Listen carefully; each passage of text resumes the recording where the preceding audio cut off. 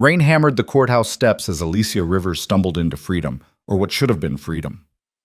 3 years of marriage dissolved in 45 minutes, while her husband fucked his mistress across town. The divorce papers felt heavier than they should, maybe because of what Marcus didn't know, what nobody knew. She was 10 weeks pregnant with a dead man's baby. Dead because 4 hours later, Russian mobsters would drag her from the cafe where she worked minimum wage, and a stranger named Dante Russo would pay $500,000 to own her. But I'm getting ahead of myself. Stay with me until the end. Hit that like button and comment what city you're watching from. I want to see how far this story travels.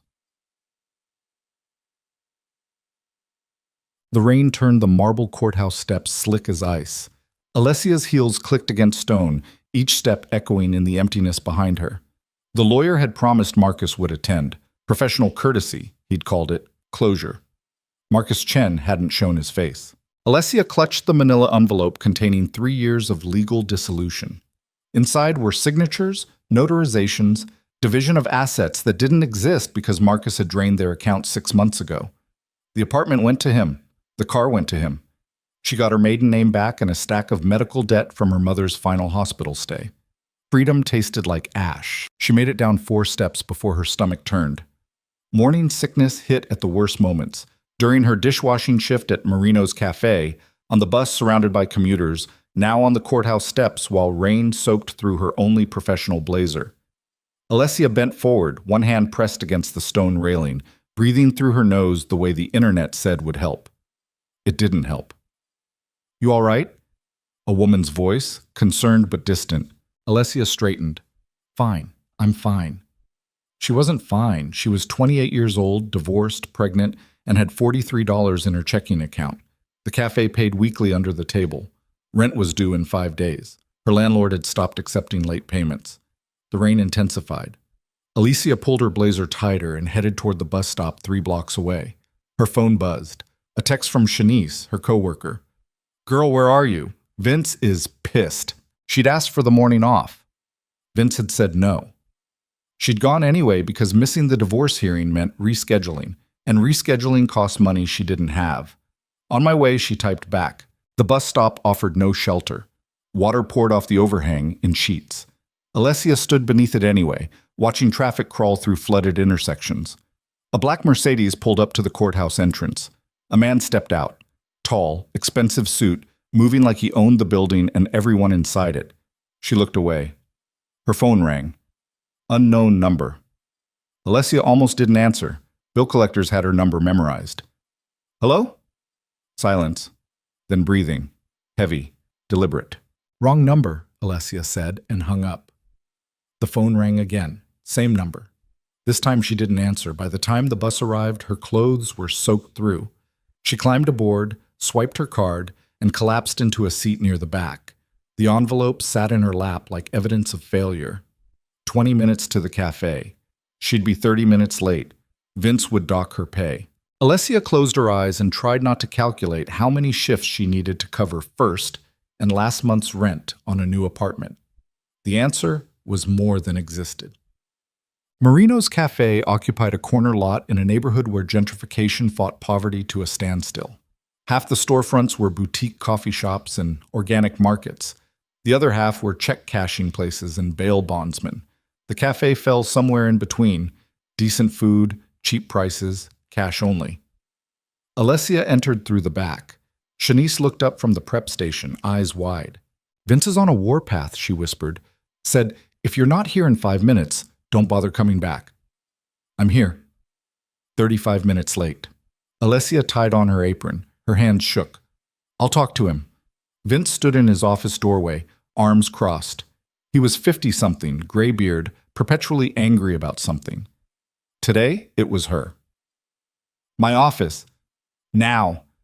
She followed him into the cramped space that smelled like cigarettes and old grease. Vince shut the door. "You think I'm running a charity here?" "I asked for the morning. I said no. You came in anyway. You know what that tells me? Tells me you don't respect my time." Alessia's jaw tightened. "I had a court date. Not my problem. I'm here now." Vince leaned against his desk. "You're on thin ice, Rivers. Been late 4 times this month. I got people begging for your job." She wanted to tell him those people wouldn't last 2 weeks dealing with handsy customers and grease burns for $9 an hour. Instead, she said, "It won't happen again." "Damn right it won't, because next time you're done." He dismissed her with a wave. Alessia spent the next 6 hours washing dishes in scalding water that turned her hands red and raw. The cafe slammed during lunch. Plates stacked faster than she could clean them. Steam filled the kitchen. Sweat soaked through her shirt. The nausea returned around hour 3, but she swallowed it down and kept scrubbing. Shanice brought her a ginger ale during the mid-afternoon lull. "You look like death," Shanice said. "Feel like it too." "Court go okay?"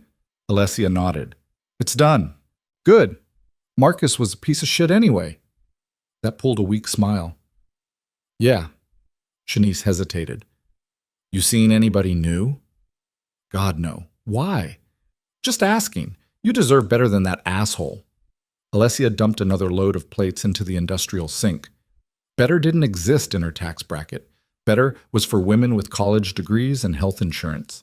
She had a GED and a pregnancy she couldn't afford. By the time her shift ended at 7, exhaustion had settled into her bones. She counted her tips, $23, and added it to the envelope with the divorce papers. $66 total. She needed $600 by Friday. The rain had stopped, leaving the streets slick and reflective under streetlights. Alessia walked the 4 blocks to the bus stop. Her phone buzzed again. Same unknown number. She answered this time. "Who is this?" Heavy breathing. Then a voice, male, accented. "Alessia Chen?" Her maiden name hadn't updated everywhere yet. "Who's asking?" "You need to listen carefully. Your husband made mistakes. Big mistakes. People want payment." Her stomach dropped. "I'm divorced, as of this morning. Doesn't matter. You were his wife. That makes you collateral." The line went dead. Alessia stood frozen on the sidewalk. Around her, evening traffic hummed. A couple walked past laughing. Everything normal except the ice spreading through her chest. She called Marcus. Straight to voicemail. She tried again. Same result. Her hands trembled as she pulled up his social media. The latest post showed him at some rooftop bar with his girlfriend, a blonde named Christy who worked in marketing. They looked happy, drunk, oblivious. Alicia wanted to throw her phone into the street. Instead, she called the police non-emergency line, waited 18 minutes on hold, explained the call to a bored dispatcher who asked if she'd been directly threatened. He said, "I was collateral." Did he threaten physical harm? Not exactly. File a report online if you want. Someone will follow up. Nobody would follow up. Alicia knew how this worked. She wasn't bleeding, wasn't important. Just another woman with an ex-husband's debts. The bus arrived. She climbed on and rode in silence, watching the city blur past. By the time she reached her stop, full dark had settled. Her apartment building loomed ahead, 4 stories of peeling paint and broken mailboxes. Home. She made it 3 steps inside when her phone rang again. Same number. "What do you want?" "Smart girl. We want what Marcus owes." "I don't have anything." "Then you'll work it off." The line went dead. Alessia's hand shook so badly she could barely unlock her apartment door. Inside, she threw the deadbolt and the chain, checked the window locks, drew the curtains. Then she sat on her kitchen floor and tried to remember how to breathe. Sleep didn't come. Alessia lay in bed staring at the ceiling, phone clutched in one hand. Every sound became footsteps. Every car passing became a threat. At 3 a.m, she gave up and made coffee. The pregnancy test still sat in her bathroom drawer. She'd taken it 2 weeks ago, staring at the double lines while her entire world rearranged itself. Marcus had left her 4 months prior. The baby was his. The last time they'd slept together, a drunken mistake after she'd begged him to reconsider, to try again. He'd left anyway. And now she carried the consequence alone. Alessia pressed a hand against her still flat stomach. 10 weeks. She had decisions to make. Options that cost money she didn't have. Resources that didn't exist. The phone rang at 4:17 a.m. She didn't answer. It rang again at 4:45. And again at 5:30. By 6, Alessia was dressed and heading back to the cafe for the morning shift. Shanice wouldn't be in until 9. The morning cook, Ramon, barely spoke English. She'd be alone with her thoughts and the breakfast rush. Perfect. The cafe opened at 6:30. Alessia unlocked the doors, flipped the sign, and started coffee. The first customers trickled in by 7, construction workers, nurses ending night shifts, insomniacs seeking refuge. She poured coffee, took orders, delivered plates. Normal tasks. Normal routine. The phone stayed silent until 8:15. Then it buzzed with a text. "You have until tonight." Alessia's hand shook as she set down a coffee pot. "You good?" Ramon called from the kitchen. "Fine," she lied. Another text. "Don't make us come find you." She needed help, real help. But who? Her mother was dead. Her father had disappeared when she was 6. Friends from high school had scattered. Marcus's family had never liked her. The door chimed. A man walked in, mid-50s, cheap suit, eyes that swept the cafe with professional assessment. He sat at the counter. Alessia approached with coffee. "What can I get you?" "Just coffee. Black." She poured. He watched her the entire time. "You Alessia?" Her blood turned cold. "Who's asking?" He slid a business card across the counter. "Private investigator, licensed, bonded. Your ex-husband hired me to find you. Wants to talk." "About what?" "Didn't say. Just said it was urgent." Alessia set down the pot. "I have nothing to say to Marcus. You seem to think you might be in danger." "From who? Him?" The investigator shrugged. "I deliver messages, not guarantees. He's at the Meridian Hotel, room 412. Said to tell you it's about the calls." He left a 20 for a $3 coffee and walked out. Alessia stood frozen behind the counter. Marcus knew about the calls, which meant he knew exactly what he'd gotten her into. Shanice arrived at 9 and immediately noticed something was wrong. "What happened?" "Nothing." "Girl, don't lie to me." Alessia pulled her into the back. "Marcus got involved with some people, bad people. Now they're calling me." Shanice's eyes widened. "Calling you about what?" "Money he owes." "How much?" "I don't know." "What are you going to do?" Alessia didn't have an answer. Vince emerged from his office. "Rivers, table 6 needs refills." She returned to work in a haze. The morning blurred into afternoon. Customers came and went. The calls stopped, which somehow felt worse than when they'd been constant. At 2 p.m., her shift ended. Alessia stood on the sidewalk outside the cafe, staring at the business card. The Meridian Hotel was 6 blocks away. She could walk there in 15 minutes, or she could go home, lock the door, pretend Marcus's problems weren't hers anymore. Her phone buzzed. Last chance. That decided it. The Meridian Hotel occupied a corner lot near the financial district. Not luxury, but several steps above her neighborhood. The lobby had marble floors and a bored concierge who didn't look up as she headed for the elevators. 4th floor. Room 412. Alicia stood outside the door for a full minute before knocking. Footsteps. The lock clicked. The door opened. Marcus looked terrible, dark circles under his eyes, 3 days of stubble. His shirt was wrinkled, collar open. "You came," he said. "You have 2 minutes." He stepped back. "Come in, please." Against her better judgment, she entered. The room was standard corporate, queen bed, desk, TV. A laptop sat open on the desk next to scattered papers and an empty whiskey bottle. "What do you want, Marcus?" He ran a hand through his hair. "I fucked up." Specifically, "I borrowed money from the wrong people." "How much?" $200,000. Alessia's knees went weak. "What?" "I thought I could flip it. Invest in a startup. The company went under. $200,000. They want it back, with interest." She laughed. It came out harsh and broken. "Good luck with that." "Alicia, No. Whatever you're about to say, the answer is no." Marcus grabbed her arm. "They're going to kill me." She jerked free. "Then you should have thought about that before gambling away money you didn't have. I need your help." "I'm divorced from you, as of yesterday. Your problems aren't mine." "They think you're involved. They think you know where the money went." "I don't." "Doesn't matter what you know. It matters what they believe." Alessia's hands clenched. "Who are these people?" Marcus swallowed. "Russian syndicate. They operate out of Brighton Beach. Loan sharking, protection, money laundering. I borrowed from their street guy. Didn't realize who backed him. Jesus Christ, Marcus. I'm trying to fix this. I have a plan. Your plans are what got us here. Just listen. The door exploded inward. Two men rushed in, big, fast, professional. One grabbed Marcus and slammed him against the wall. The other moved toward Alessia. She ran, made it 3 steps before hands seized her shoulders and threw her back. She hit the floor hard, vision blurring. Pain shot through her hip. The man who'd grabbed Marcus spoke in accented English.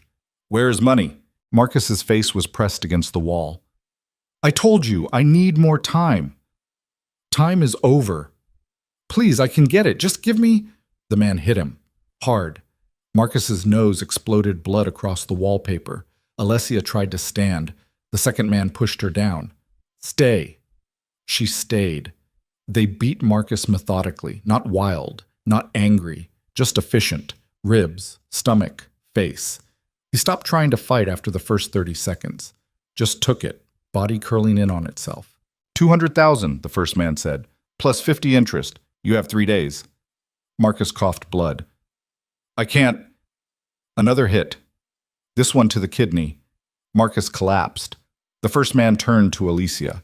He was younger than she'd initially thought, maybe 30, cold eyes, expensive watch. "Your wife?" "Ex-wife. As of yesterday."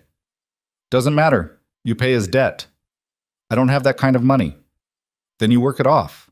He pulled out his phone, took her picture. She tried to cover her face. He grabbed her jaw, forced her head up, took another. "We find you," he said. "Anywhere. Understand?" Alicia nodded. They left Marcus bleeding on the hotel room floor and walked out like nothing had happened. Alessia crawled to Marcus. He was conscious, barely. Blood covered his face. His breathing came shallow and pained. "Call 911, he whispered.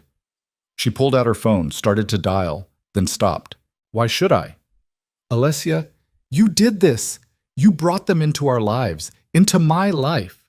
Please." She stood. Her hip screamed in protest. "Figure it out yourself." "I'm sorry." Those were the last words she heard as she walked out. Sack. Alessia made it to the lobby before the shaking started. She braced herself against a column, trying to breathe through the panic. Her hip throbbed. Her hands wouldn't stop trembling. Someone approached. "Miss? Are you all right?" She looked up. A man stood there, tall, dark-haired, suit that probably cost more than her annual income. Something about his stillness made her instinctively step back. "I'm fine," she said. He didn't move. "You don't look fine." "Not your problem." His eyes dropped to her hip. "You're hurt." "I fell." "In room 412. Alessia's blood froze. "How do you—" "I own this hotel." She stared at him. He stared back. Up close, he was younger than she'd thought, maybe 35. Dark eyes that missed nothing. A face that should have been handsome but instead registered as dangerous. "I should go," Alessia said. "You should sit, before you fall." "I'm fine." "You're not." He guided her to a lobby chair. She was too shaken to resist. He signaled the concierge, who appeared with a glass of water. Alessia drank. The man sat across from her. "What's your name?" She shouldn't tell him. "Alessia." "Alessia what?" "Rivers." Something flickered in his expression. "Recently divorced from Marcus Chen." It wasn't a question. "How do you know that?" "I know a lot of things, including that Marcus borrowed money from Sergei Volkov's organization." "You know them? Everyone knows them." He leaned forward. "And everyone knows Marcus Chen is a dead man." Alessia set down the water. "What do you want?" "To help." "Why?" "Because you're going to need it." She stood. Her hip protested, but held. "I don't need anything from you." "You're pregnant." The words hit like a physical blow. Alessia stumbled. The man caught her arm, steadying her. "How? You're pale, dehydrated. You keep touching your stomach unconsciously. And you walked out of that room without calling an ambulance for a man who was just beaten half to death. That's not callousness. That's self-preservation." Alessia jerked her arm free. "This is none of your business." It became my business when Volkov's men used my hotel to send a message. I'm leaving. He stood, pulled a card from his jacket, silver embossed, a crowned lion. No name, just a phone number. When they come for you, and they will, call this number. I don't need your help. Yes, he said quietly. You do. Alessia took the card, not because she'd use it, but because refusing felt more dangerous than accepting. She left the hotel without looking back. The cafe felt safer than her apartment. Alessia returned for the dinner shift even though she wasn't scheduled. Vince didn't question it. Extra hands meant he could leave early.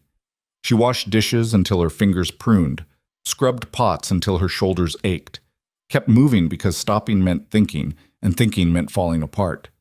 Shanice found her during a lull. You gonna tell me what's going on? No. Alessia? I can't. Not yet. Shanice pulled her aside anyway. Someone's looking for you. Alessia's stomach dropped. Who? Some guy. Came in around 6. Asked if Alessia Rivers worked here. What'd you tell him?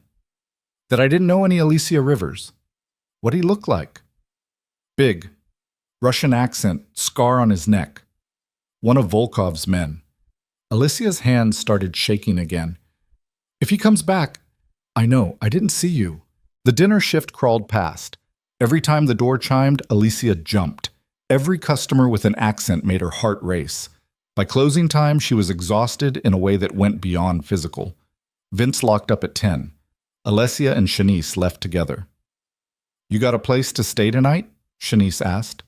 My apartment. Girl, come to mine. You can crash on the couch. Alessia wanted to, but bringing danger to Shanice felt worse than facing it alone. I'll be okay. You sure? Yeah. They hugged. Shanice headed east toward her neighborhood. Alicia went west toward hers. The streets were quieter at night, less traffic, more shadows. She walked fast, keys between her fingers like makeshift weapons. Her phone buzzed. Unknown number. She didn't answer.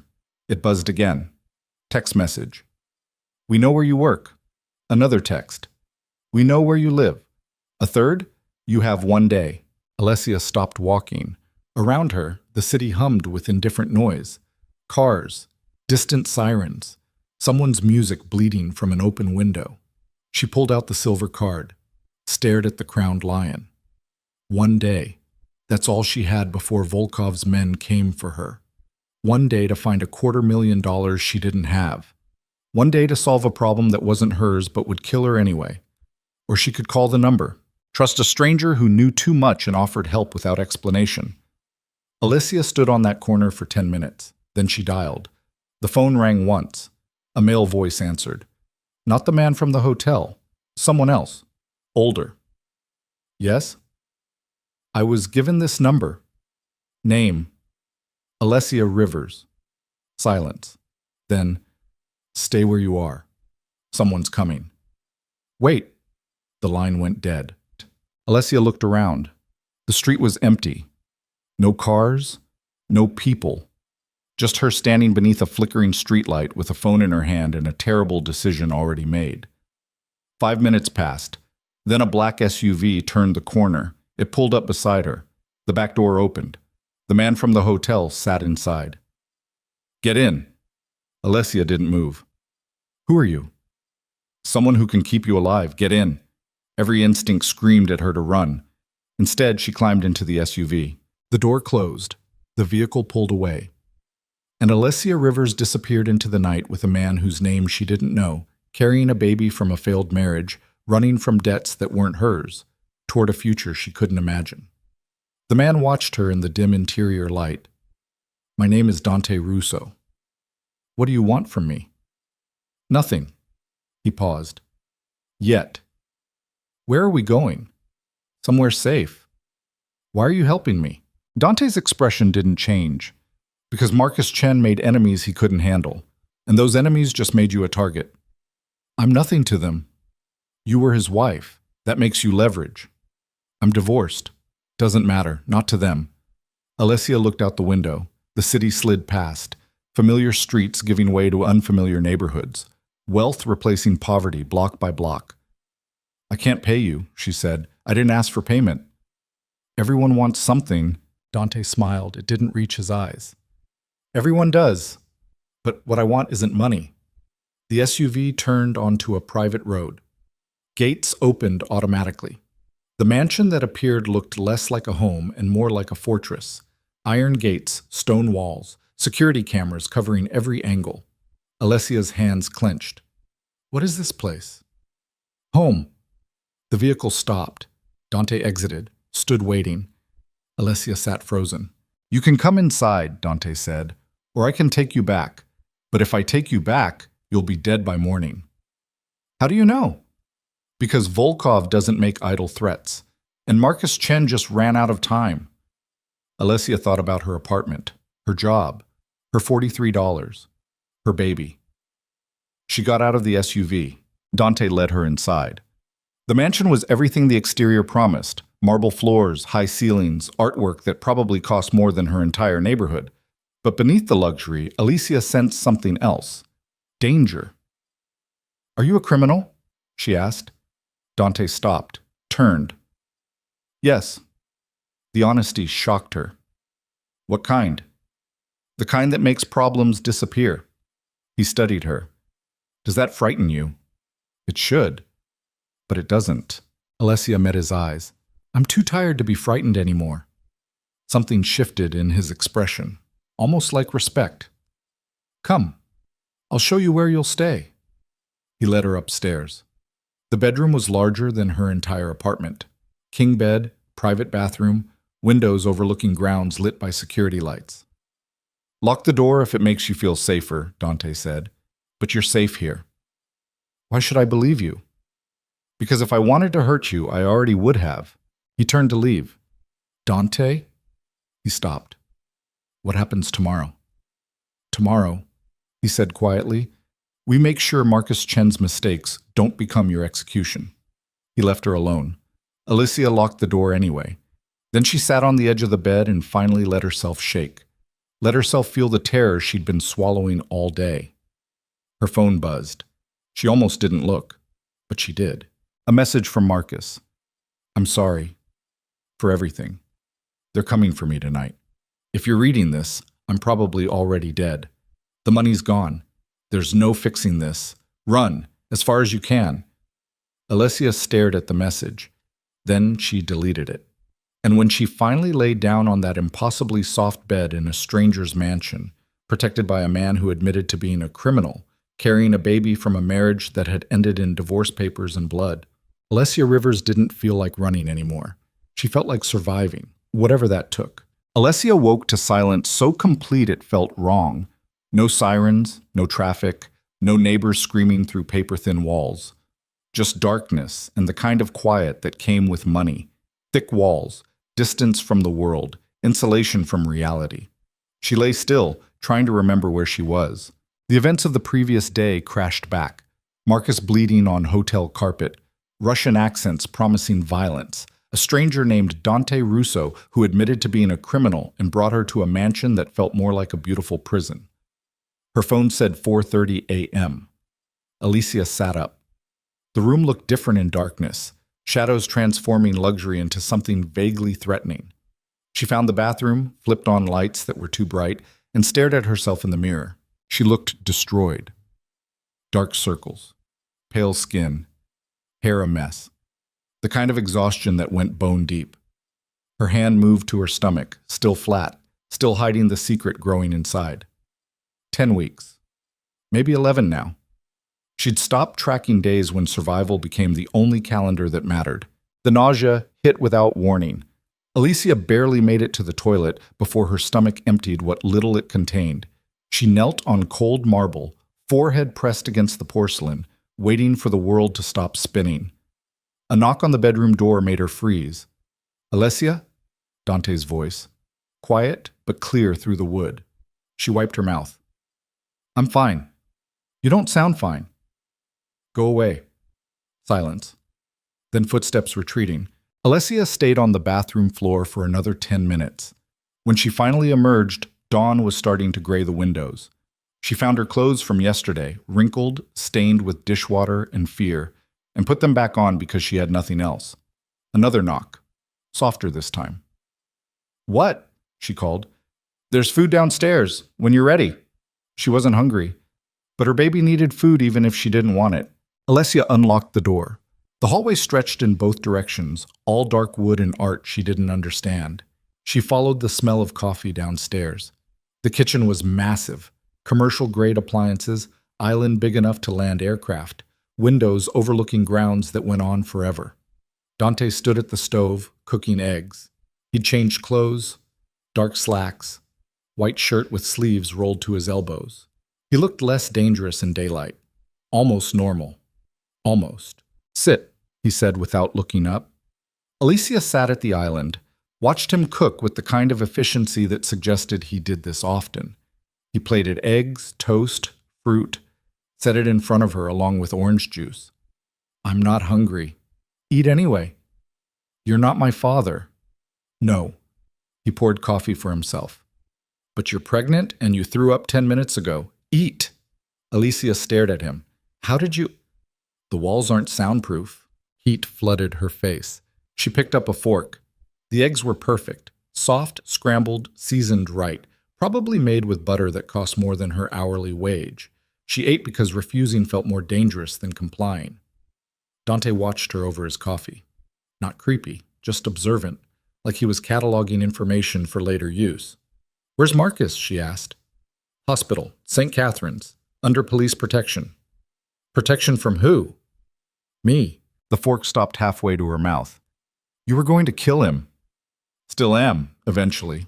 Dante set down his coffee. "But not yet. He's more useful alive for now." "Useful how?" "He knows things about Volkov's operation. Names, locations, money trails." Alessia pushed the plate away. "I don't care about Volkov's operation." "You should, because you're part of it now." "I'm not part of anything." "They took your picture yesterday. That means you're in their system. A face, a name. Leverage they can use whenever Marcus stops being cooperative." Her hands clenched. "I didn't ask for this." "No one asked for these things. They happen anyway." She stood. The chair scraped loud against tile. "I should go." "Where?" "My apartment, my job, my life." Dante's expression didn't change. "Your apartment was broken into last night. They trashed it looking for money Marcus doesn't have. Your landlord called the police. They're treating it as a burglary." Alessia's legs went weak. She braced herself against the island. "How do you know this?" "I know everything that matters." "That's not an answer. It's the only one you're getting." He stood. "You can't go back there. It's not safe." "Then I'll find somewhere else." "Where? A shelter? Another roach-infested apartment you can barely afford? They'll find you in 48 hours. "Why do you care?" The question hung between them. Dante moved closer, not threatening, just present in a way that made the kitchen feel smaller. "Marcus Chen owes $250,000 to men who don't forgive debts. He gambled that money away on a tech startup that imploded. Now he's hiding behind hospital security while Volkov's people look for anyone connected to him. I'm divorced from him. Legally, not strategically." Dante's eyes were dark, unreadable. "You were his wife for 3 years. You know his habits, his friends, his hiding places. That makes you valuable." "I don't know anything." "They don't believe that. And even if they did, they'd use you to hurt him anyway. Because pain is a better motivator than reason." Alessia's throat tightened. "So what am I supposed to do? Hide here forever?" "No, you're supposed to let me handle this." "Why?" "Because I'm very good at making problems disappear." "What's that supposed to mean?" Dante smiled. It was cold, professional. The smile of a man who'd done terrible things and would do them again without hesitation. "It means Marcus Chen created a mess, and I don't like messes in my city." "Your city?" "My city." The way he said it left no room for argument. Alessia sat back down, her hands shook. "I can't pay you." "I didn't ask for payment." "Everyone wants something." "Yes." Dante leaned against the counter. "Everyone does?" "So what do you want?" He was quiet for a long moment. Then, "I want you to trust me." I don't know you. No. But you know Marcus. You know what he's capable of, and you know I'm not him. Alessia looked at her hands, at the cheap wedding ring she'd forgotten to remove. She twisted it off her finger and set it on the counter between them. I'm not going back to him. Good. But I'm not staying here either. Then where will you go? She didn't have an answer. Dante picked up the ring, examined it.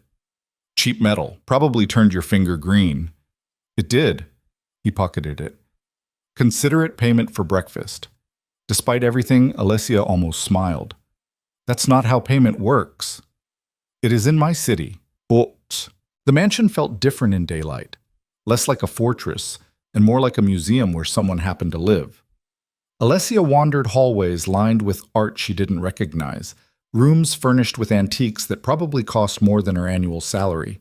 She found a library, floor-to-ceiling shelves packed with books in multiple languages, leather chairs, windows overlooking gardens maintained with obsessive precision.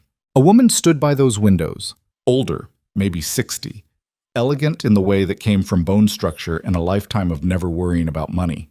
She turned when Alessia entered. You must be Alessia. Her accent was faint, Italian maybe. I'm Isabella Russo, Dante's mother. Alessia froze in the doorway. I didn't know anyone else was here. I arrived this morning from New York.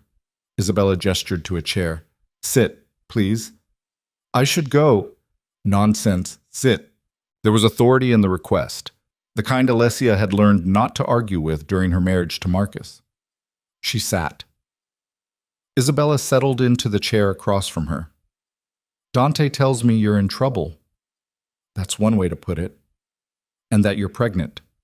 Alessia's hands went to her stomach reflexively. He had no right. He had every right. You're under his protection now. That means I need to know everything. I'm not under anyone's protection.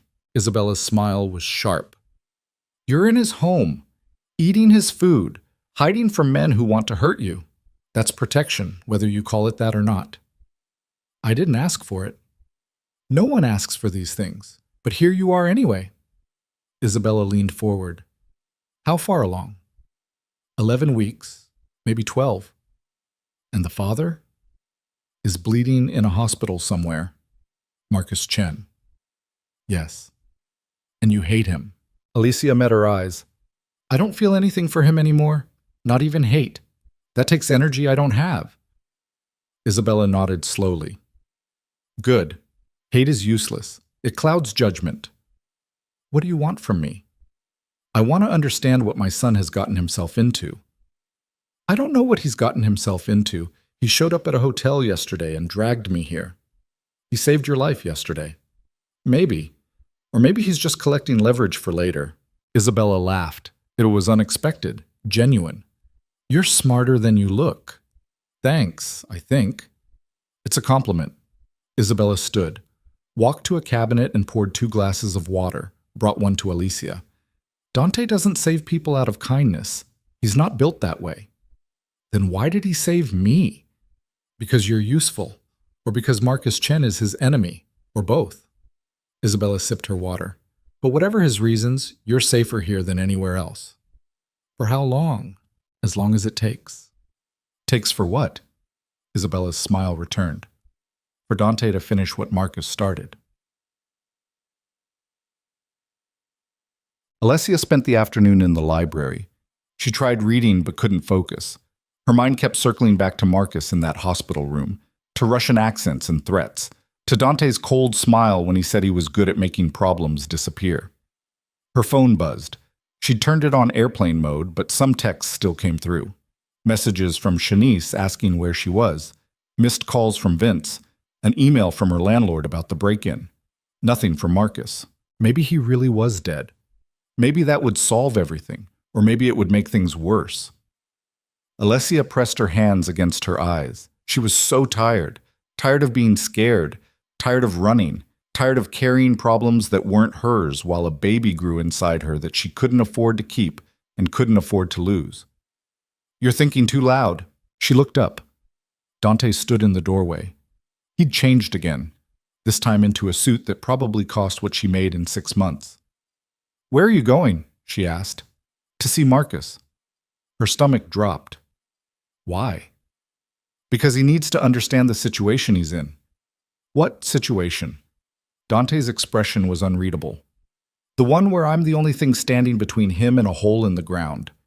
You're going to threaten him. I'm going to make him an offer. What kind of offer? The kind he can't refuse. Alessia stood. I'm coming with you.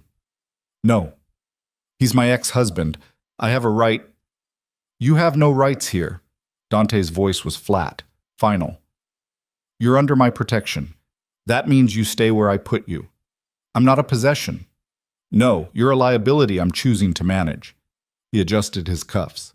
Marcus made this mess. I'm going to clean it up. You're going to stay here and let me work. And if I refuse, then you can walk out that door right now. Take your chances with Volkov's people. See how far you get. The words hit like a slap. Alessia's hands clenched. You're an asshole. Yes. Dante moved toward the door. But I'm an asshole who's keeping you alive. He left.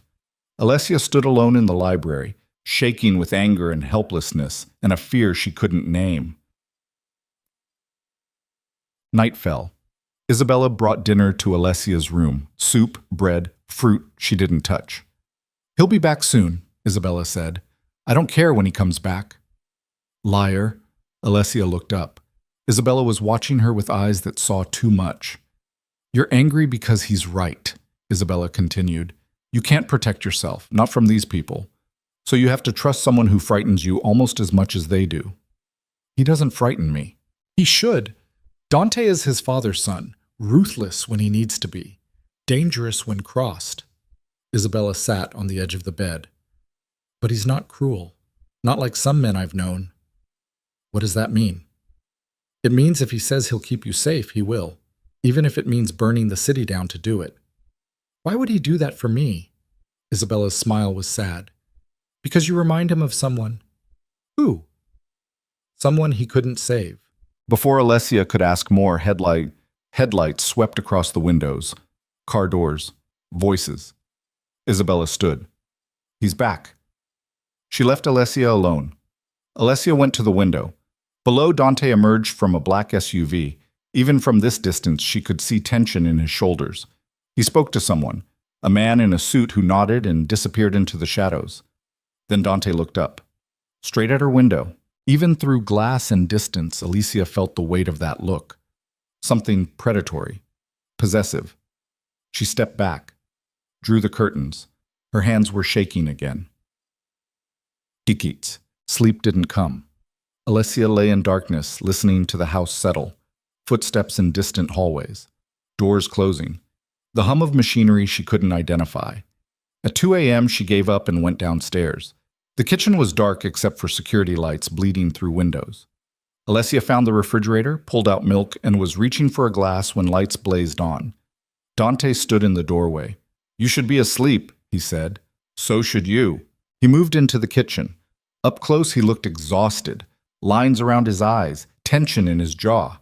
He'd removed his jacket and tie. His shirt was unbuttoned at the collar. There was blood on his cuff. Alessia stared at it. Is that not mine? Marcus? No. Then whose? Dante didn't answer. He took the milk from her hands and poured 2 glasses, set one in front of her. Drink. She didn't move. What did you do? What needed to be done? That's not an answer. It's the only one you're getting. He drank his milk in 3 swallows, set the glass down. Marcus is alive, scared, cooperative. That's all you need to know. What did you offer him? Protection in exchange for information. What kind of information? Names, account numbers. Everyone involved in Volkov's operation who touched that money. Alessia's throat tightened. You're going to kill them. Some of them. And Marcus? Marcus lives as long as he's useful. Then what? Dante's eyes were cold, empty. Then he becomes a problem that needs solving. You mean you'll kill him too? If necessary. Alicia's hands clenched around her glass. He's the father of my baby. No. He's the man who abandoned you while you were pregnant, who gambled away money that wasn't his, who brought killers to your doorstep. Dante leaned against the counter. Biology doesn't make him a father. It makes him a sperm donor with debts. The words were brutal. True. Alessia looked away. I should hate you for talking about him like that. But you don't. No. Why not? She met his eyes. Because you're right, and I'm tired of pretending otherwise. Something shifted in Dante's expression, softened, just for a moment. The baby, he said quietly. Do you want to keep it? The question caught her off guard. I don't know. That's not an answer. It's the only one I have. Alessia set down her glass. I can't afford a baby, can barely afford to feed myself, but every time I think about not keeping it, what? I can't breathe. Dante was silent for a long moment, then, if you want to keep it, I'll help. Why? Because no child should be born into the situation Marcus created. That's not your responsibility? I'm making it my responsibility. Alessia stared at him, at this stranger who looked at her growing stomach with something that almost resembled reverence, who spoke about her baby with more certainty than its actual father ever had. I don't understand you, she whispered. You don't have to understand me. You just have to trust me. I don't trust anyone. Then learn. Dante pushed away from the counter. Because tomorrow things get complicated. What happens tomorrow? Tomorrow Volkov finds out I'm protecting you.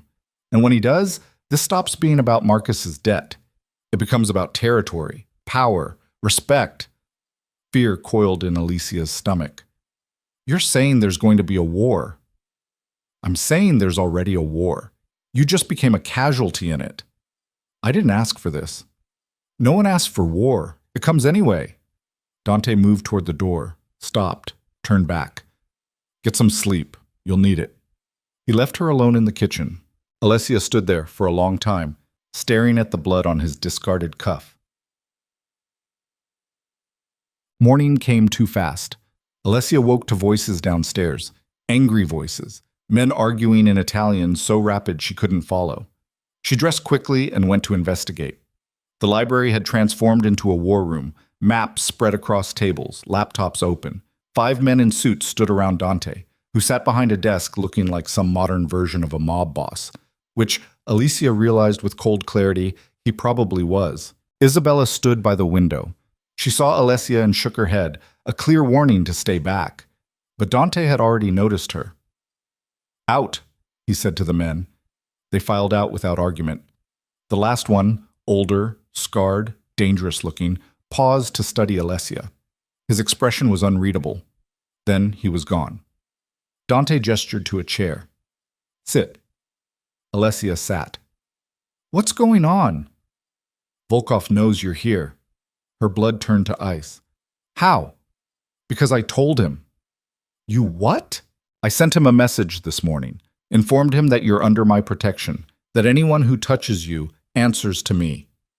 Alessia couldn't breathe. Are you insane? Probably. Dante closed his laptop, but I needed him to understand the situation. What situation? That I'm a target? That you're mine. The word hung between them. I'm not yours, Alessia said slowly. I'm not anyone's. Semantics. What matters is Volkov believes it, which means he has two choices, back down or escalate. And if he escalates, then people die. Alicia stood. Her hands were shaking. You can't do this. You can't just declare me your property and start a war over it. I didn't declare you my property. I declared you under my protection. There's a difference. Not to men like Volkov. No. Dante stood, moved around the desk. Not to men like him, which is why I needed to be clear. He was close now. Close enough that Alessia could see gold flecks in his dark eyes. Could smell expensive cologne and something beneath it. Gunpowder, maybe? Or blood. I didn't ask you to protect me, she whispered. You called my number. That was permission enough. I was desperate. And now you're safe. Am I? Alessia stepped back. Or am I just trapped in a different cage? Dante's jaw tightened. You're free to leave whenever you want. Really? Really? Then I'm leaving. She turned toward the door. Alessia. His voice stopped her. If you leave, I can't protect you. Volkov's people will find you within hours, maybe minutes. That's not protection. That's a threat. It's reality. Alicia looked back at him.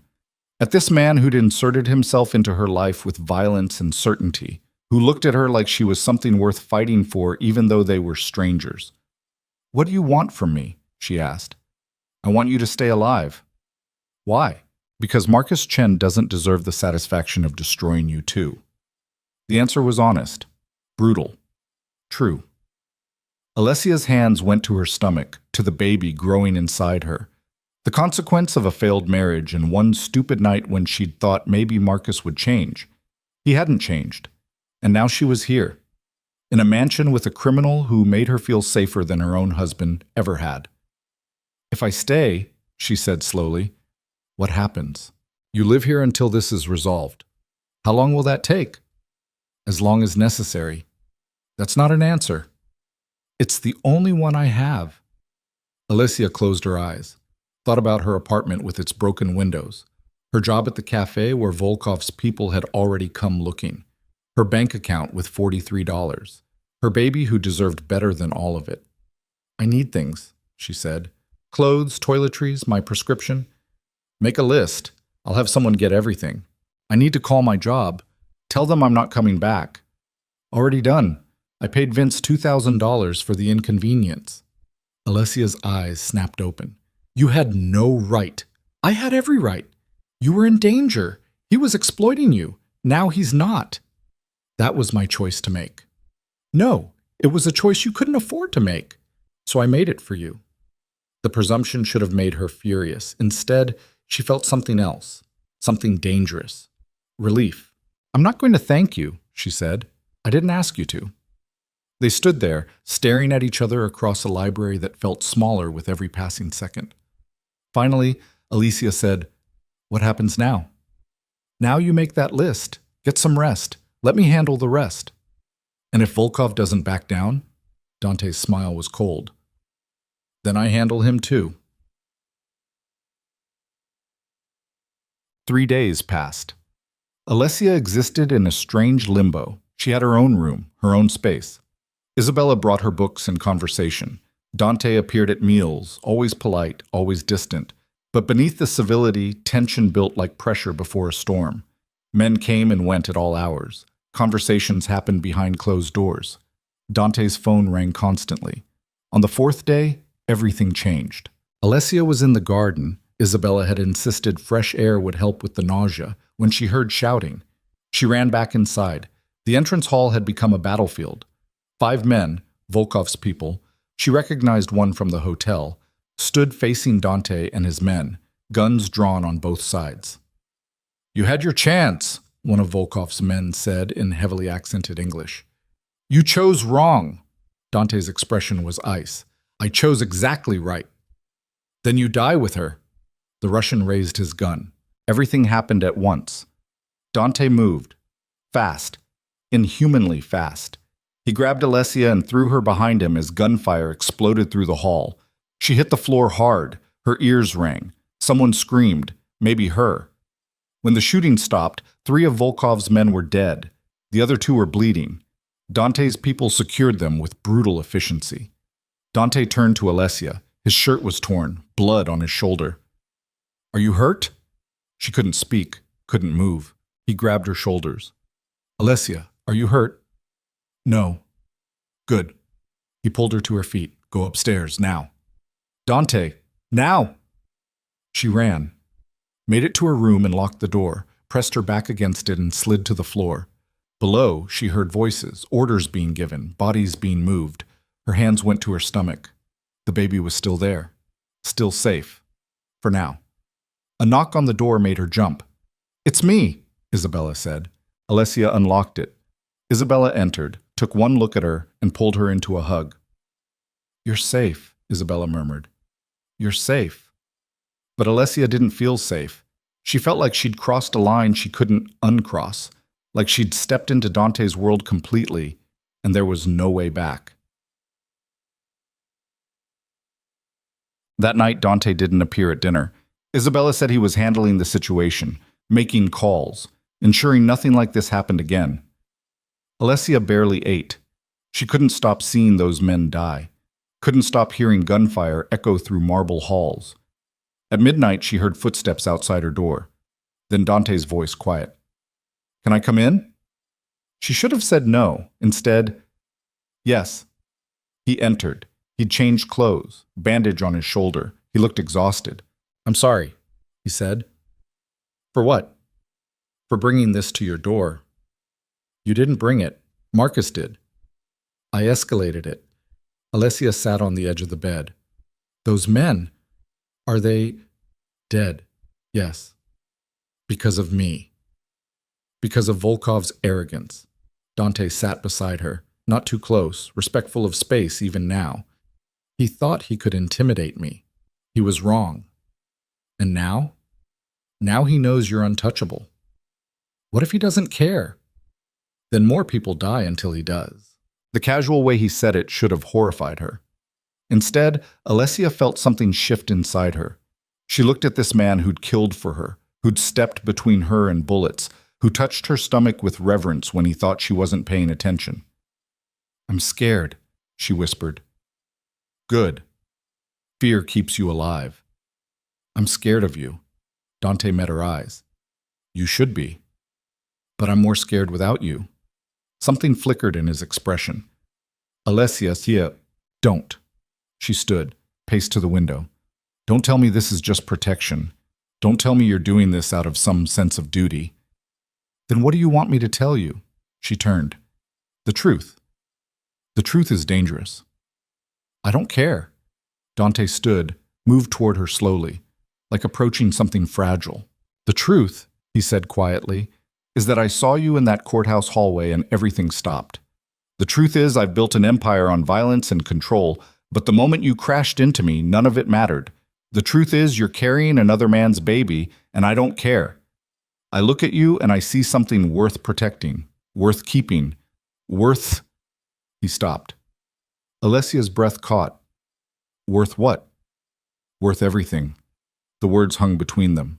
Then Alessia closed the distance and kissed him. It was desperate, reckless, wrong in every logical way. And it felt like the first right thing she'd done in months. Dante responded immediately. His hands cupped her face, gentle despite the violence she knew those hands capable of.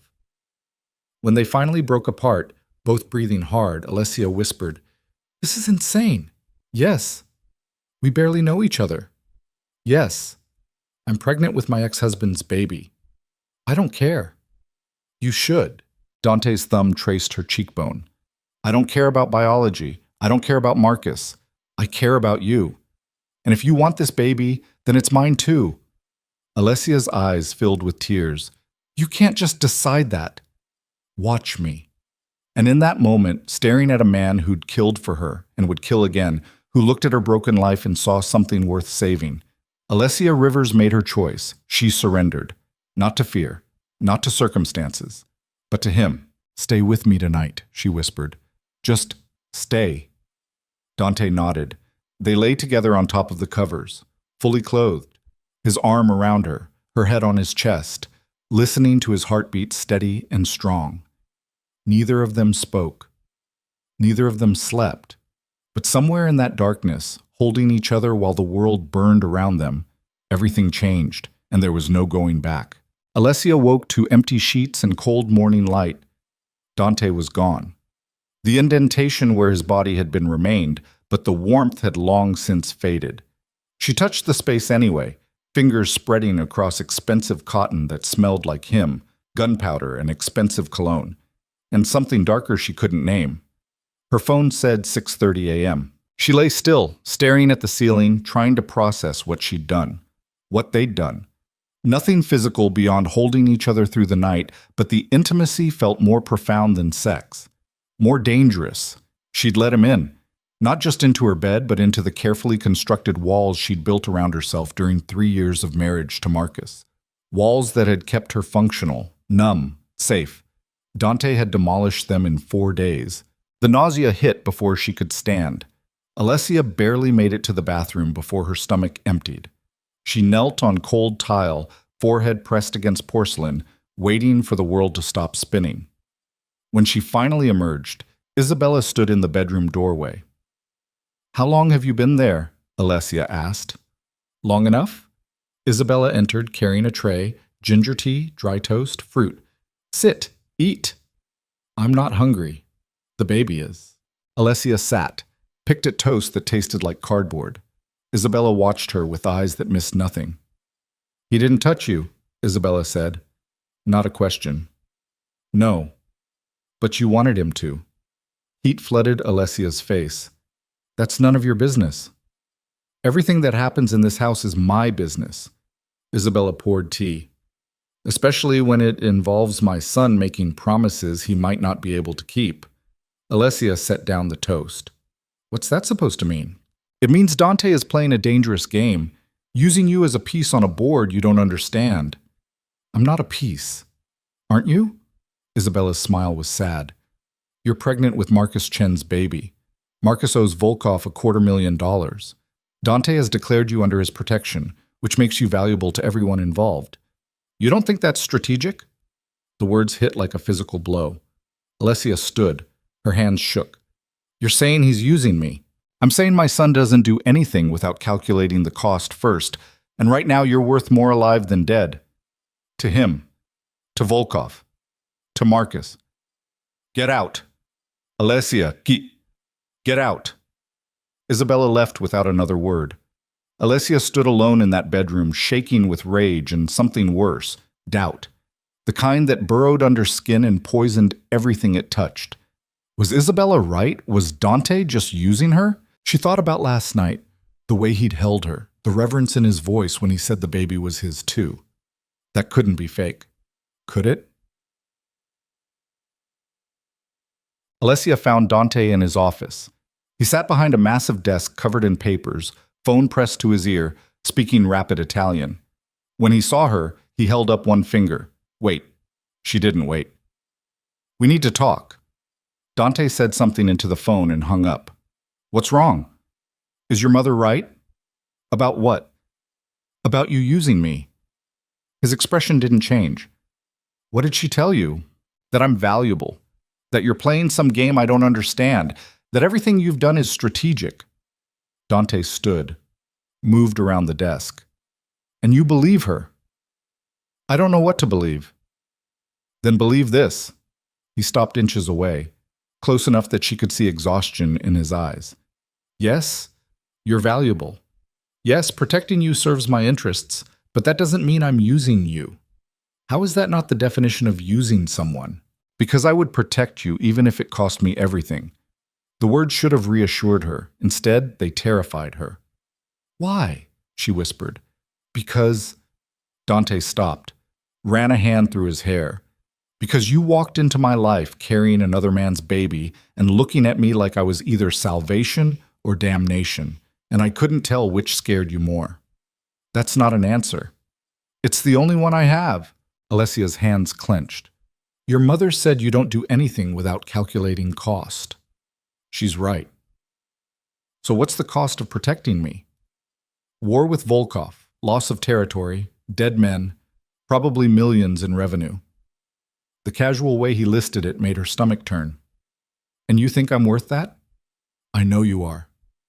"You don't even know me." "I know enough." Alessia turned away, paced to the window overlooking grounds patrolled by armed men. "This is insane. We're insane." "Probably. I should leave." "You can't." "Why not?" "Because last night changed things." She spun around. "What things?" Dante pulled out his phone, pulled up a photo, showed her. It was a picture of them, taken through the bedroom window. Alessia in Dante's arms, his face buried in her hair. Intimate. Damning. "Where did you get this?" "Volkov sent it this morning, along with a message." "What message?" "That you're no longer leverage. You're a liability, and liabilities get eliminated." The room tilted. Alicia grabbed the desk for support. "He's going to kill me." "He's going to try." "What's the difference?" "The difference," Dante said quietly, "is that I won't let him succeed." "You can't protect me forever. Watch me." The certainty in his voice should have been comforting. Instead, it felt like a cage closing around her. What if I don't want to be protected? Alessia asked. What if I want to go back to my shitty apartment and my shitty job and my shitty life, where the only person trying to kill me was my own bad decisions? Then you'd be dead by tomorrow. At least it would be my choice. Dante's jaw tightened. You think you had choices before? You think washing dishes for $9 an hour while your ex-husband gambled away money that got you targeted by the Russian mob was a choice? It was my life. It was survival. There's a difference. And this? Alessia gestured at the mansion, the guards, the blood that had soaked into marble floors 4 days ago. What is this? This is me giving you an option survival never did. What option? To live instead of just existing. The words hit harder than they should have. Alessia sank into a chair, put her head in her hands. I can't do this. Yes, you can. You don't understand. I'm not built for this world, your world. I'm just some girl who made bad choices and got pregnant by the wrong man. Dante knelt in front of her, pulled her hands away from her face. You're the woman who survived 3 years with a man who didn't deserve you, who kept working even when exhaustion nearly killed you, who protected a baby you weren't sure you could keep. You're stronger than you think. I don't feel strong. Strength isn't about feeling. It's about what you do when everything's falling apart. Alessia met his eyes. What do I do now? You trust me, and you let me handle the rest. What if I can't trust you? Then we're both fucked. Despite everything, she almost laughed. That's honest. I'm always honest, even when it hurts. Alessia studied him, this man who'd killed for her, who held her through the night, who looked at her stomach like it contained something precious, even though the baby wasn't his. If I stay, she said slowly, I need to know everything. No more secrets, no more strategic omissions. Everything. Dante nodded. Ask. What did you do before I showed up? I ran the city's underground, gambling, protection, money laundering, anything that made profit and didn't involve drugs or trafficking. Why not drugs? Because I watched them destroy my father. I won't profit from that. The answer surprised her. Your father's dead? 10 years now. Overdose in a hotel room with 2 prostitutes and enough cocaine to kill a horse. I'm sorry. Don't be. He was a bastard who deserved worse. Dante stood. Next question. Why did you really help me? I told you. No, the real reason, not the romantic bullshit about seeing me and everything stopping. The strategic reason. Dante was quiet for a long moment. Then, Marcus Chen worked for me 2 years ago. Money laundering through his investment firm. He skimmed off the top. Not much, just enough that I noticed. Alessia's blood turned cold. What did you do? I gave him a choice. Pay back what he stole or disappear. He paid. Got out of the business. I thought that was the end. But it wasn't. No, he borrowed from Volkov to cover what he owed me, which means his debt to Volkov is really a debt to me that got transferred. The room spun. So this whole time, you've been caught in the middle of a power struggle between me and Volkov. And when I saw you in that courthouse, I realized Marcus had dragged his pregnant ex-wife into something that was always going to get her killed. Alessia stood, backed away. You knew. From the beginning, you knew exactly who I was. Yes. And you used that. Yes. Jesus Christ, Alessia? Don't. She held up a hand. Don't say my name like that. Like you care. I do care. You care about winning, about beating Volkov, about settling scores with Marcus. I'm just collateral damage you decided to keep. That's not true. Isn't it? Tears burned her eyes. She refused to let them fall. You said you'd be honest, so be honest now. If I wasn't connected to Marcus, would you have helped me? Dante's silence was answer enough. Alessia laughed. It came out broken. That's what I thought. She walked toward the door. Where are you going? Anywhere but here. Alessia, stop. Why? So you can lie to me some more? Tell me I'm special while using me as a pawn? I'm not using you. You just admitted you knew who I was. That I'm part of some vendetta between you and Volkov. That's how it started. It's not how it is now. I don't believe you. Dante moved faster than she could track. Grabbed her arm. Not hard. Just firm enough to stop her. Look at me. She didn't want to, but she did anyway.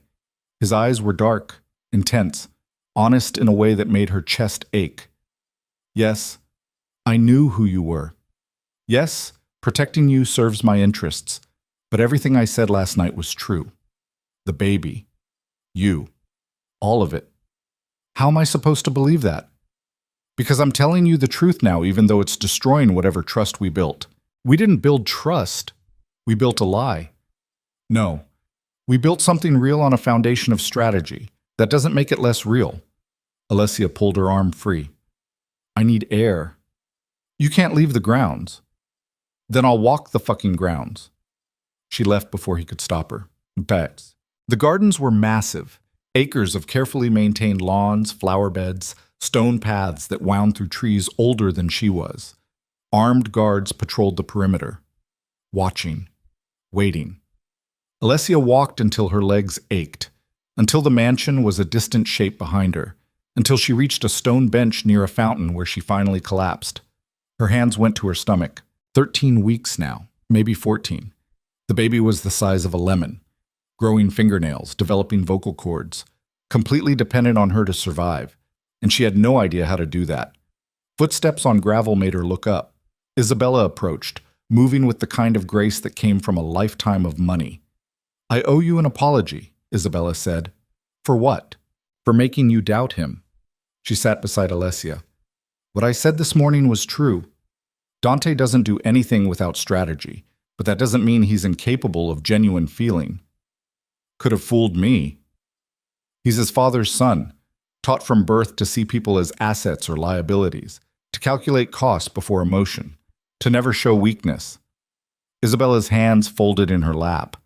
But he's also my son, and I raised him to understand that some things are worth more than profit. Like what? Like love, family, loyalty that isn't bought. Alessia looked away. He doesn't love me. He barely knows me. No, but he wants to. And for a man like Dante, wanting something is the first step toward destroying himself to get it. That's not reassuring, Isabella smiled. It's not meant to be. It's meant to be honest. She paused. He told you about Marcus, about the money laundering. Yes. And you're angry he didn't tell you sooner. Wouldn't you be? Probably, but I also understand why he waited. Why? Because if he'd told you the truth in that hotel lobby, you never would have trusted him. You would have run, and Volkov's people would have killed you before dawn. The logic was sound. Alessia hated that it was sound. So what? She said. I'm supposed to just accept being manipulated because it kept me alive? No, you're supposed to decide whether his manipulation matters more than his actions. What's that supposed to mean? Isabella stood. It means my son has started a war to protect you, has killed men to keep you safe, has looked at a baby that isn't his and claimed it anyway. You can hate him for lying about his motives, but you can't hate him for what he's done since. She left Alessia alone with her thoughts. Alessia returned to the mansion as sunset bled across the sky. Guards nodded as she passed. Inside, the house was quiet. Too quiet. She found Dante in the library. He stood by the windows, phone pressed to his ear, voice low and dangerous. I don't care what it costs. Find them. All of them. He hung up when he saw her. What's wrong? Alessia asked. Volkov made a move. What kind of move? He hit one of my operations, burned it to the ground, killed 3 of my men. Alessia's stomach dropped. Because of me. Because of the war I started when I protected you. Yes. Oh, God. It's not your fault, isn't it? If I hadn't called you, if you hadn't called me, you'd be dead. And 3 different men would have died in some other operation. This is what Volkov does. He pushes until something breaks. What are you going to do? Dante's expression was ice. I'm going to push back. Meaning? Meaning tomorrow I'm hitting every operation Volkov has in this city. Gambling dens, strip clubs, money laundering fronts, everything. That's insane. It's necessary. People will die. Yes. And you're okay with that? Dante turned to face her fully. No, but I'm willing to accept it. There's a difference? There's always a difference between accepting and being okay. I accept that men will die. I accept that this city will bleed. I accept that Volkov will retaliate even harder, but I'm not okay with any of it. Then why do it? Because if I don't, he'll see weakness. And weakness in this world is a death sentence. Alessia wrapped her arms around herself. I don't know if I can live in this world. You're already living in it. You just didn't know it until now. That's not the same thing. Isn't it? You were targeted before you met me. Marcus made sure of that when he borrowed money he couldn't pay back. All I did was give you a chance to fight back instead of just being a victim. By making me complicit in a war. By keeping you alive long enough to make your own choices. Alessia's hands clenched. What if my choice is to walk away from all of this? From you? From Volkov? From everything? Then I'll drive you to the airport myself. The answer shocked her. Really? Really? I told you before, you're not a prisoner here. But I can't actually leave. No. So what's the point of the choice? The point, Dante said quietly, is that you get to decide how you survive. As a victim, or as someone who fights. I'm not a fighter. You're more of a fighter than you know. He moved closer, not threatening, just present in a way that made the library feel smaller. I lied to you, he said. Or at least I omitted truths that mattered, and I'm sorry for that. But everything else, everything I said about you, about the baby, about wanting to protect you, that was real. How am I supposed to know the difference? You can't. You just have to decide whether to trust me anyway. Alessia stared at him. At this man who'd inserted himself into her life with violence and lies, and something that might be love if she let herself believe it. I hate you, she whispered. I know, but I can't leave. I know that too. So what do we do? Dante's hand came up, cupped her face, gentle despite everything. We survive, together. Alessia closed her eyes, leaned into his touch despite every logical reason not to, and somewhere in that moment she made another choice. Not to forgive him, not to trust him completely, but to stop fighting alone. That night, Alessia couldn't sleep. She lay in bed staring at the ceiling, listening to the house settle around her. Footsteps in hallways, distant voices, the hum of security systems running 24/7. At 2 a.m., her phone buzzed. Unknown number. She almost didn't answer, then thought, fuck it. What else could go wrong? Hello? Heavy breathing, then a voice she recognized. Marcus. Alessia, thank God. She sat up. How did you get this number? I need your help. You need... She laughed, came out harsh. You need my help. That's rich. Please, just listen. I'm done listening to you. They're going to kill me. Good. Alessia, you dragged me into this, Marcus. You gambled away money that got me targeted. You lied about everything, and now you want my help? I'm sorry. Sorry doesn't fix this. I know, but I can fix it, I mean. Despite herself, Alessia hesitated. How? I have information about Volkov's operation, bank accounts, wire transfers, everything. So give it to the police. Can't. I'm in too deep. If I talk, I go to prison. Again, good. But if I give the information to Dante, he can use it. End this war. Alessia's grip on the phone tightened. Why would you help Dante? Because he's protecting you. And whatever else I did wrong, I never wanted you hurt. The words should have meant something. They didn't. What do you want from me? Alessia asked. Meet me. Tomorrow. Alone. I'll give you everything. I'm not meeting you alone. You have to. Dante's people are watching me. If they see me hand this over, Volkov will know. He'll disappear, and this war will never end. Then email it, or upload it somewhere. Can't. It's physical documents, ledgers, the only copies that exist. Alessia's mind raced. Where? The old cannery, near the docks. Tomorrow at noon. Marcus, please, this is the only way I can fix what I broke. The line went dead. Alessia sat in darkness, phone clutched in her hand, mind spinning. Marcus was offering a way to end this, real documentation that could destroy Volkov's operation. But meeting him alone was insane, dangerous, suicidal. She should tell Dante, but if she told Dante, his people would come. And Marcus was right. Volkov would know, would disappear, would keep hunting her forever. Alessia looked at the clock. 11 hours until noon. 11 hours to decide whether to trust her lying ex-husband one more time, or to let this war continue until everyone she cared about was dead. Morning came too fast.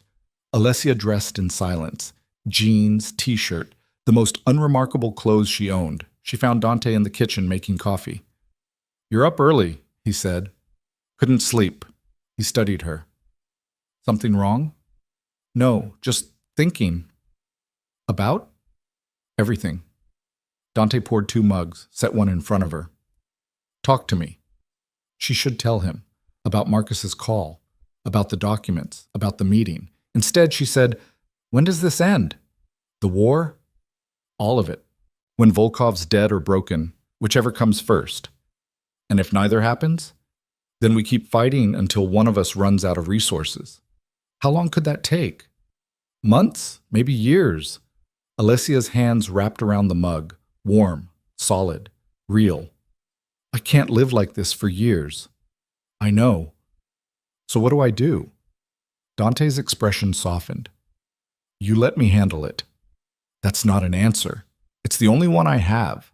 Alessia drank her coffee in silence, tasting bitterness that had nothing to do with caffeine.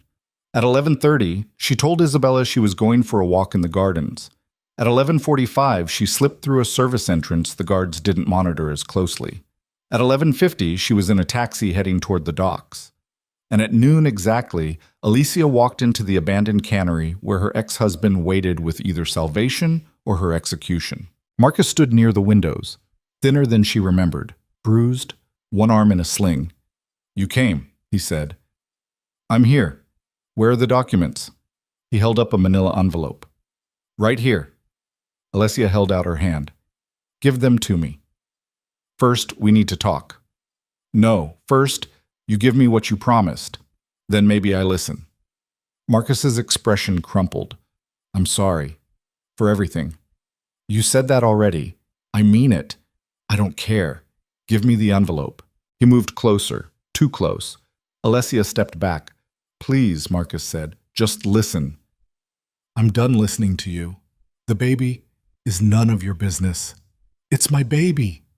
Biologically. That's it." Pain flashed across his face. "That's not fair.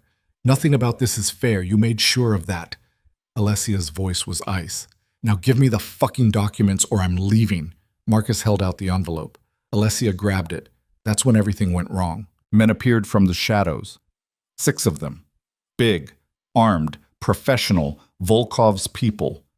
Marcus stepped back, away from her, toward them. Alessia's blood turned to ice. "What did you do?" "I'm sorry," Marcus whispered, "but they made me an offer." "What offer?" "Your life for my debt." The world stopped. Alessia stared at the man she'd married, the man whose baby grew inside her, the man who'd just sold her to killers. "Marcus, they promised they'd make it quick, painless." "You fucking bastard! I didn't have a choice. There's always a choice." The nearest man grabbed her. Alessia fought, kicked, screamed. It didn't matter. He was too strong, too practiced. She felt something sharp in her arm. A needle. The world tilted. No. Darkness swallowed her whole. Seats. Alessia woke to agony. Her head pounded. Her mouth tasted like copper. Her body felt wrong, too heavy, too distant, like it belonged to someone else. She tried to move. Couldn't. Her wrists were zip-tied to a chair, her ankles bound. Panic flooded her system. "She's awake!" The voice was accented, Russian, familiar.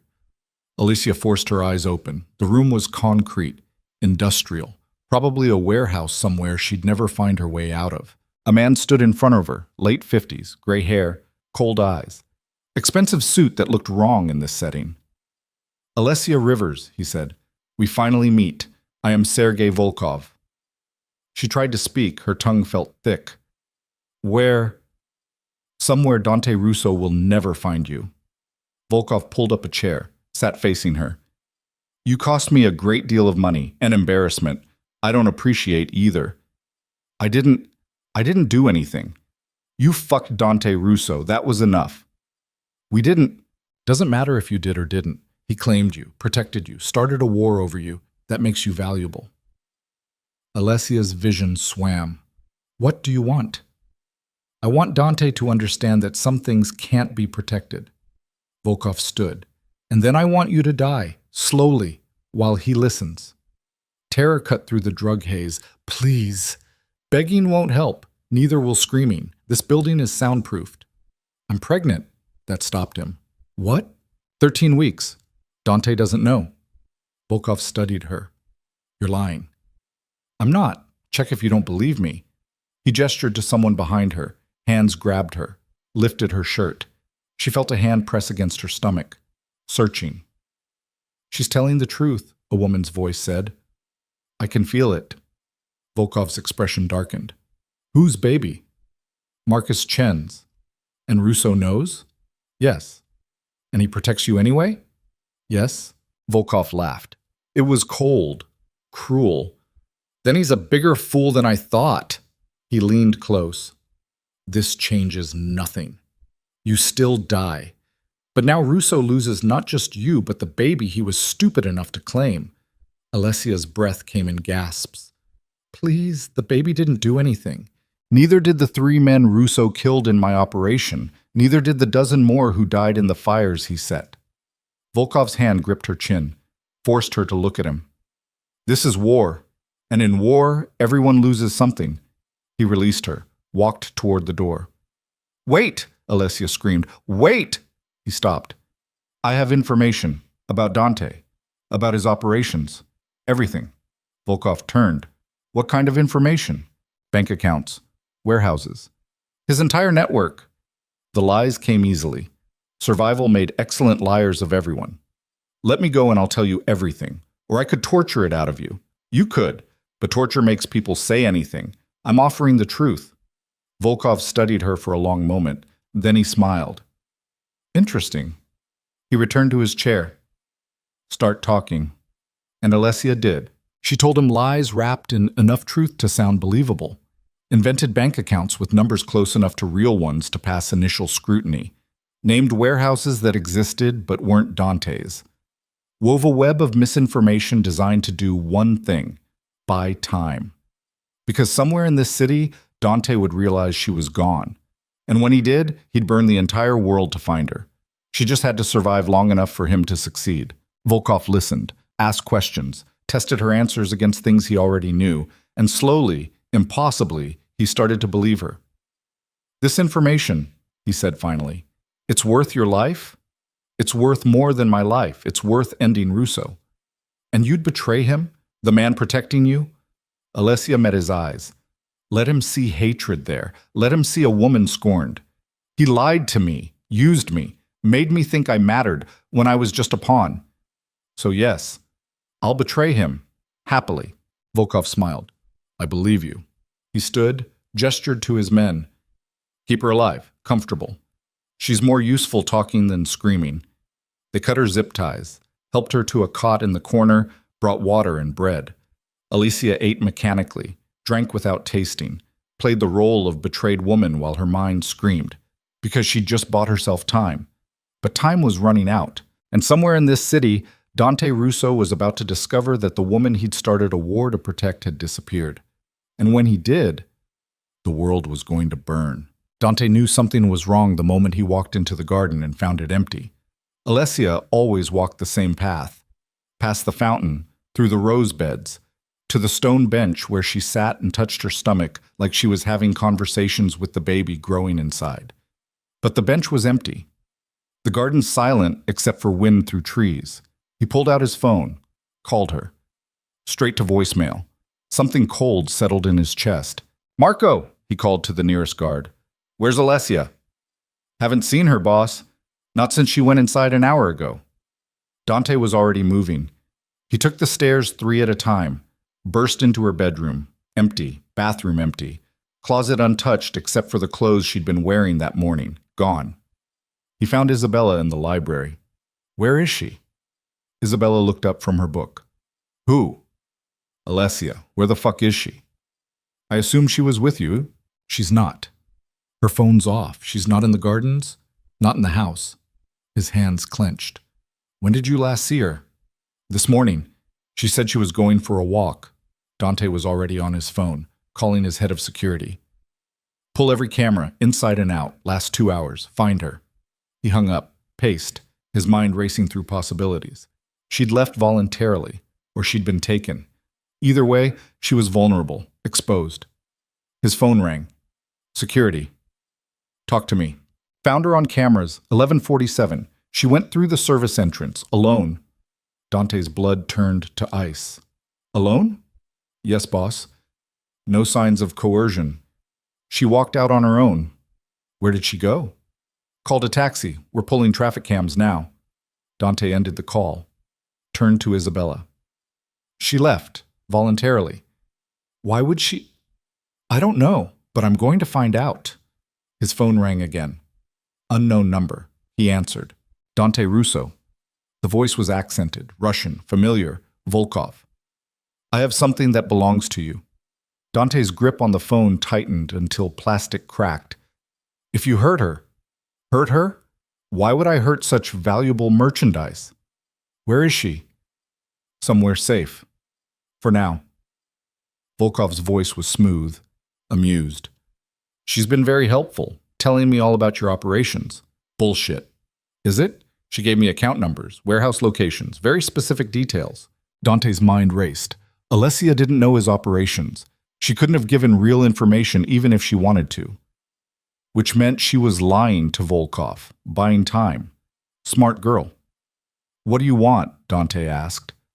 I want you to understand something. You can't protect everyone. You can't win every war. Some things are beyond even your control. I'm going to kill you. Probably, eventually, but first you're going to watch her die. The line went dead. Dante stood frozen for 3 seconds, processing, calculating. Then he moved. Isabella, get out of the city. Tonight. Don't tell me where. Dante, now. He was already calling his lieutenants. Everyone to the house. 15 minutes. Full weapons. This is war. 20 minutes later, 15 men filled Dante's office. Hard men, dangerous men, the kind who didn't flinch at violence. Dante stood behind his desk. Volkov has Alessia. Silence. Then one of his men, Carlo, scarred and lethal, spoke. How? She walked out. Alone. Met someone. Probably Marcus Chen. The ex-husband? Yes, he set her up, delivered her to Volkov. Where is she now? I don't know. But I'm going to find out. Dante pulled up a map on his laptop. Volkov has 6 primary locations in the city. Warehouses, strip clubs, a casino. One of them is holding her. We hit all 6, Carlo said. No, we hit 5. I hit the 6th. Which one? The one Alessia would have told him about. Carlo frowned. She doesn't know your operations. Exactly, which means she's lying to him, feeding him false information to buy time, and the only warehouse she knows about is the one she'd have heard Marcus mention. The cannery on the docks. Yes. Another lieutenant spoke. That's a trap. Volkov knows you'll come. I'm counting on it. Boss, this ends tonight, one way or another. Dante's voice was ice. Divide into teams. Hit his operations simultaneously. Burn them to the ground. Kill everyone who resists. Leave no structure standing. And the police? We'll be too busy dealing with fires across the city to care about one warehouse. Carlo nodded. When? Dante checked his watch. 1 hour. That gives Alicia 2 hours with Volkov. If she's still alive, we extract her. If she's not, she will be, Carlo said. If she's not, Dante continued, we make sure Volkov joins her. The men dispersed. Dante was left alone with his rage and his fear and something worse, guilt. He'd brought this to her door. He'd pulled her into his world. He'd made her a target, and now she was paying the price. His phone buzzed. Text message. Unknown number. A photo. Alessia. Tied to a chair. Alive. Terrified but alive. And below the photo, TikTok. Dante stared at the image, memorized every detail. The concrete walls, the industrial lighting, the window behind her showing darkness outside. He'd find her, and then he'd burn the world. Shit. 58 minutes later, Dante stood in the back of an SUV surrounded by weapons. Handguns, rifles, enough ammunition to start a small war, which was exactly what he intended to do. Carlo sat beside him. Teams are in position. Good. On my signal. The SUV rolled through the city. Streets gave way to industrial districts, warehouses and shipping containers, and places where law enforcement rarely ventured.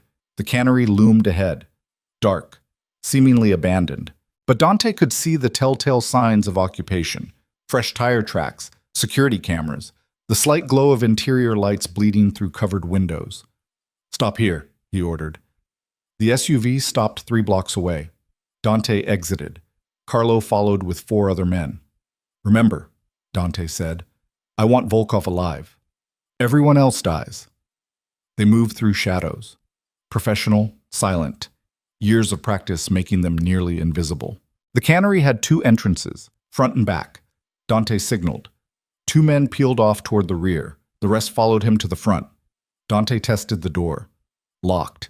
He nodded to Carlo, who produced a small explosive charge, placed it carefully. They stepped back. The explosion was small, controlled, just enough to blow the lock. They went in fast. The interior was exactly what Alessia's photo had shown: concrete, industrial, and full of Volkov's men. Gunfire erupted immediately. Dante moved like he'd been born to violence. Each shot precise. Each movement calculated. He dropped 3 men before they could properly aim. Carlo took 2 more. The others provided cover. They pushed deeper into the building. Room by room, hallway by hallway, bodies fell. Blood painted concrete. And then Dante saw her. Alessia. Still tied to that chair. Alone in a room lit by a single bulb. No guards, no Volkov. A trap. He knew it was a trap. Went in anyway. The moment he crossed the threshold, doors slammed shut behind him. Magnetic locks engaged with heavy clicks, and Volkov stepped from the shadows. Predictable, he said. So very predictable. Dante raised his gun. Let her go. Or what? You'll shoot me? We both know you want me alive, for questioning, for revenge. Dead men give no satisfaction. I'll settle for dead, Volkov smiled. No, you won't. He pressed a button. The floor beneath Alessia's chair dropped away. She screamed. Dante lunged forward. Volkov's men appeared, 4 of them, blocking his path.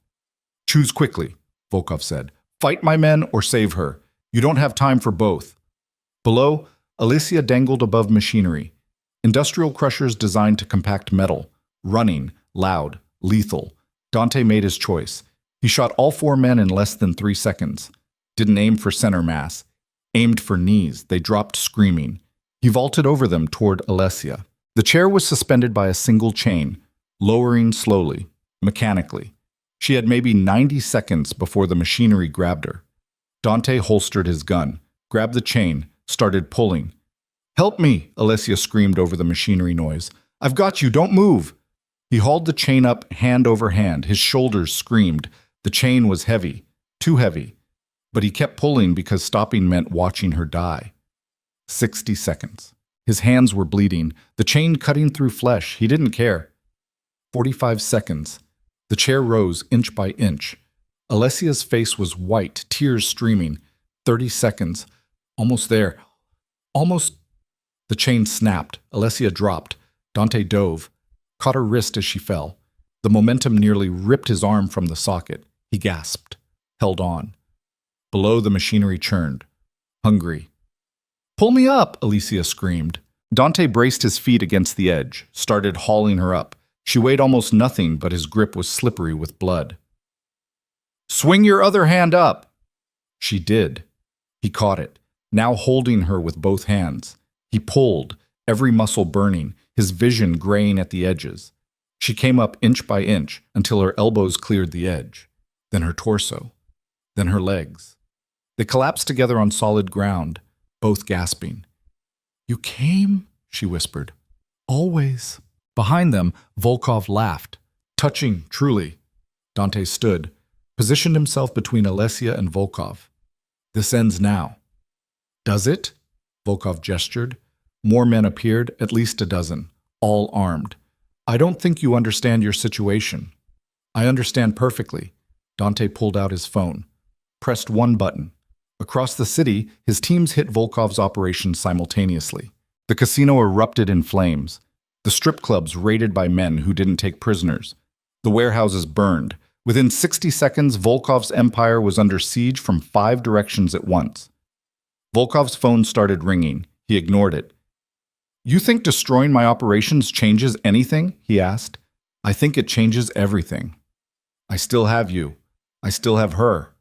I still have enough men to kill you both." "You have men," Dante agreed. "But do you have time?" "What?" "Your operations are burning. Your money's gone. Your reputation's in ruins. How long before your own people turn on you?" Volkov's expression darkened. "You're bluffing." "Am I?" Dante's smile was cold. "You built your empire on fear. But fear only works when people believe you're invincible. Tonight, I proved you're not." "By dying in my warehouse? By making you so desperate to kill me that you exposed every weakness you have?" Volkov's phone rang again. This time he answered, listened. His face went white. "All of them?" he said. Then, "How many dead?" Then, "Find them. Kill them all." He hung up, looked at Dante. "You'll pay for this." "Probably, but you'll pay first." Volkov raised his gun, aimed at Alicia. "Then she dies."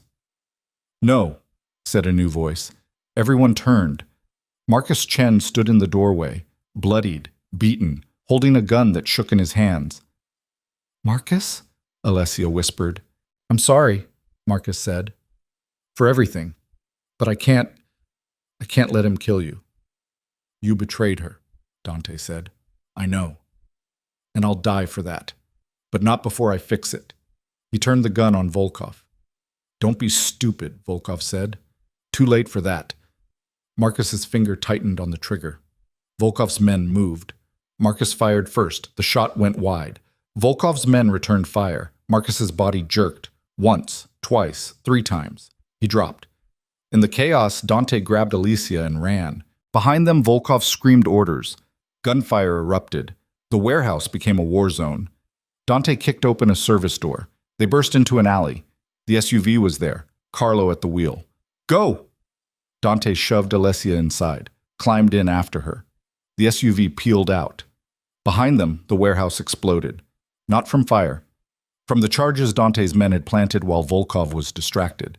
The building collapsed inward, concrete and steel falling in a cloud of dust and death. Carlo drove like the devil was chasing them. Maybe he was. Alessia sat pressed against Dante's side, shaking, her hands covered in his blood.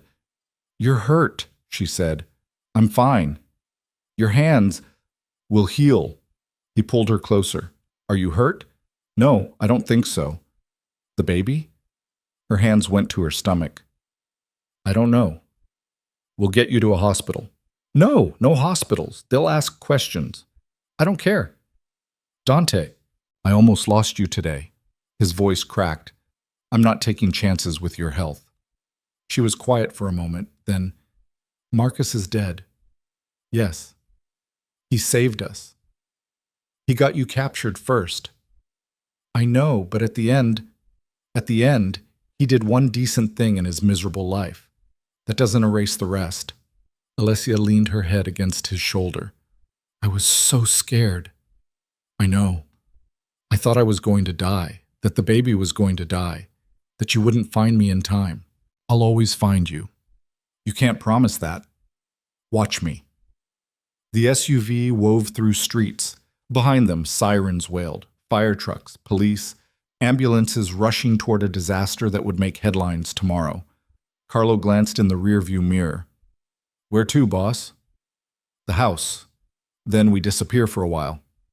Volkov might have survived. He didn't. How do you know? Because I planted the charges myself, right under where he was standing. If he survived that, he's not human. They drove in silence. The city blurred past. Alessia's breathing slowly steadied. "What happens now?" she asked.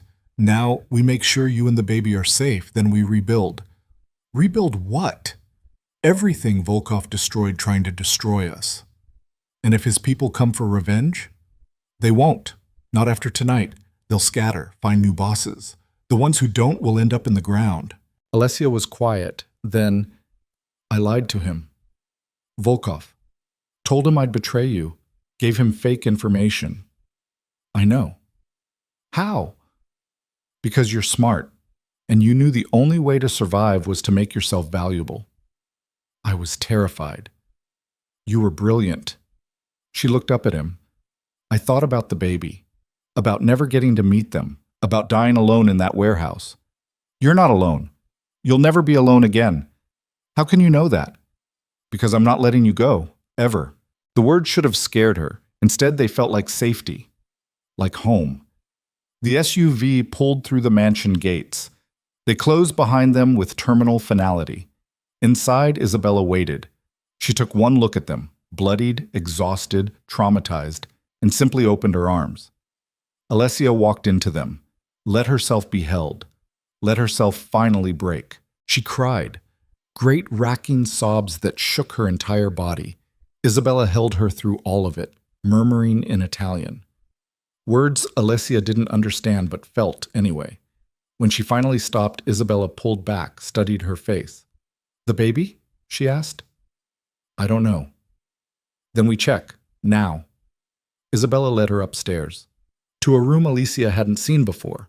Medical equipment, an examination table, everything needed for emergency treatment. "You have a doctor?" Alicia asked. "We have everything we need to survive without hospitals." Isabella helped her onto the table.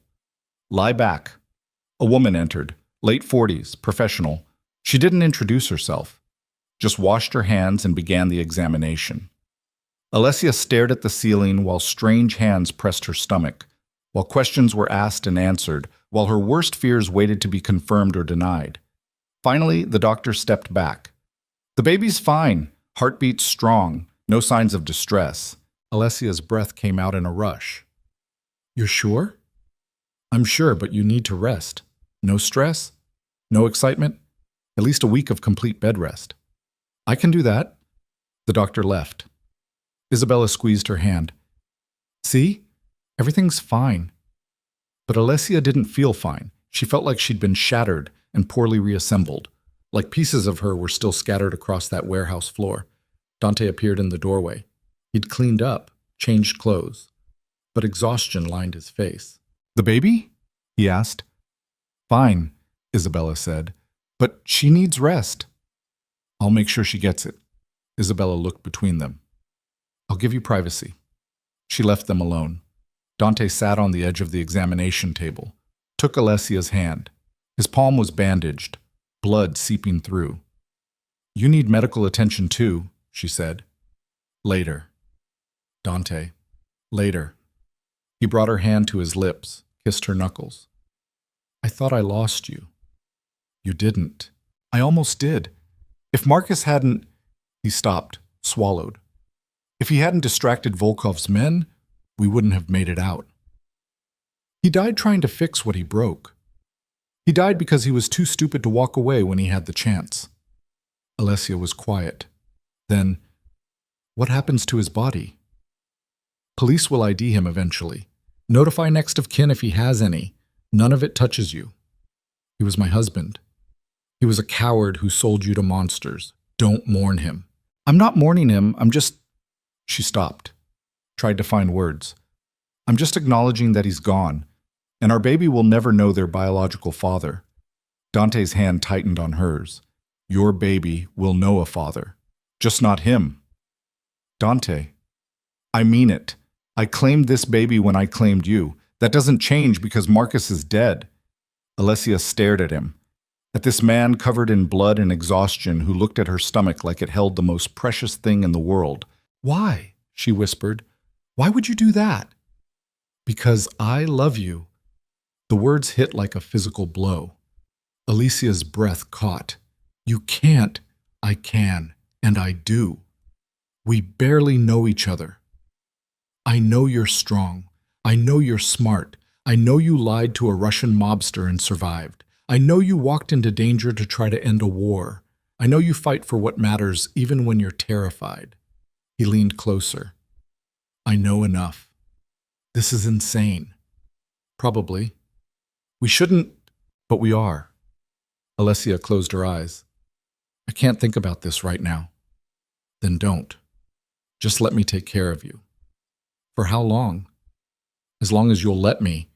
She opened her eyes, met his gaze. What if I can't love you back? Then I'll love you anyway. That's not fair. Nothing about this is fair, but it's real. Alessia's hand went to her stomach, to the baby growing inside, the baby that would never know Marcus but might know Dante, might call him father, might grow up in a world of violence and money and protection bought with blood.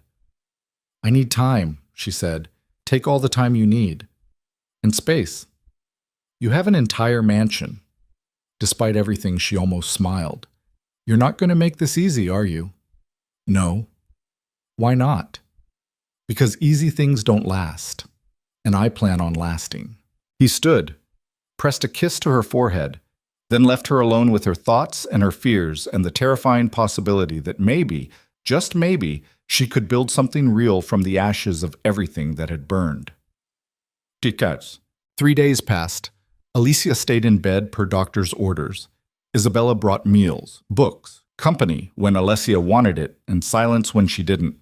Dante appeared twice a day, morning and night. Never stayed long, never pushed. Just checked that she was okay and left. On the 4th day, Alessia got out of bed. She found Dante in his office. He looked up when she entered. You should be resting. I've rested enough. The doctor said, The doctor doesn't get to decide when I'm ready. Alessia moved closer. I need to know something. What? Is Volkov really dead? Yes. We found his body in the rubble, or what was left of it. And his organization? Scattered, leaderless, some of his people reached out asking for terms. I gave them a choice. Work for me or leave the city. Most chose work. So you won. The war's over. For now. What does that mean? It means there's always another Volkov, another threat, another war waiting to happen. Alessia was quiet. Then, I can't live like this forever. I know. But I can't leave either. Why not? She met his eyes. Because you were right. When you said I was stronger than I thought. I am. But I'm also tired of being strong alone. You don't have to be. I know. She moved closer. I'm not ready to love you. Not yet. Maybe not ever. But I'm ready to try trusting you. Something shifted in Dante's expression. Hope. Raw and fragile. That's enough, he said. Is it? For now. For as long as it takes. Alessia nodded. Then we have a deal. You protect me and the baby, and I'll try to build something with you, whatever that looks like. Deal. They shook hands, professional, formal. Then Dante pulled her close and held her. Just held her. While somewhere in the city, men rebuilt what had been destroyed. While police investigated explosions they'd never solve. While a new order took shape from the chaos. And in that moment, standing in the arms of a man who'd killed for her and would kill again, Alicia Rivers finally stopped running and started believing that maybe, just maybe, she could survive this after all. But survival, she was learning, was just the beginning. The real test would be learning to live. The nightmares started on the 5th day. Alessia would wake gasping, sheets soaked with sweat, the sound of machinery still grinding in her ears. In her dreams, the chain always snapped. Dante never caught her. She fell screaming into metal teeth that crushed bone and flesh without mercy. The baby always died with her. She stopped sleeping, spent nights pacing her room or standing at the window watching guards patrol grounds that felt less like protection and more like a beautiful cage. Dante noticed. He always noticed. On the 7th night, he knocked on her door at 3 a.m. Can't sleep? He asked. No. Neither can I. They ended up in the kitchen. Dante made tea. Alessia sat at the island watching him move with the kind of efficiency that came from too many sleepless nights. How long does it last? She asked. The nightmares. Depends on the person. Could be weeks. Could be years. Years? Some things don't heal. They just become part of you. Alessia wrapped her hands around the mug he set in front of her. That's not comforting. I'm not trying to comfort you. I'm trying to be honest. I'm tired of honesty. I want lies that make me feel better. Dante sat across from her. You want me to tell you everything's going to be fine? That you'll wake up tomorrow and forget you almost died? That the baby growing inside you won't carry the weight of what happened? Yes. I won't lie to you. Not about this. Alicia's eyes burned. Then what am I supposed to do? You survive, one day at a time, until surviving becomes living again. And if it doesn't, then you fake it until it does. She looked at him, really looked, at the exhaustion around his eyes, the tension in his shoulders, the way his hands weren't quite steady. You're having nightmares too, she said. Yes. About what? About being 3 seconds too late. About the chain breaking before I caught you. About watching you die while I could do nothing but scream. His voice was flat, empty. So yes, I have nightmares. Alessia reached across the island, took his hand. His fingers closed around hers immediately.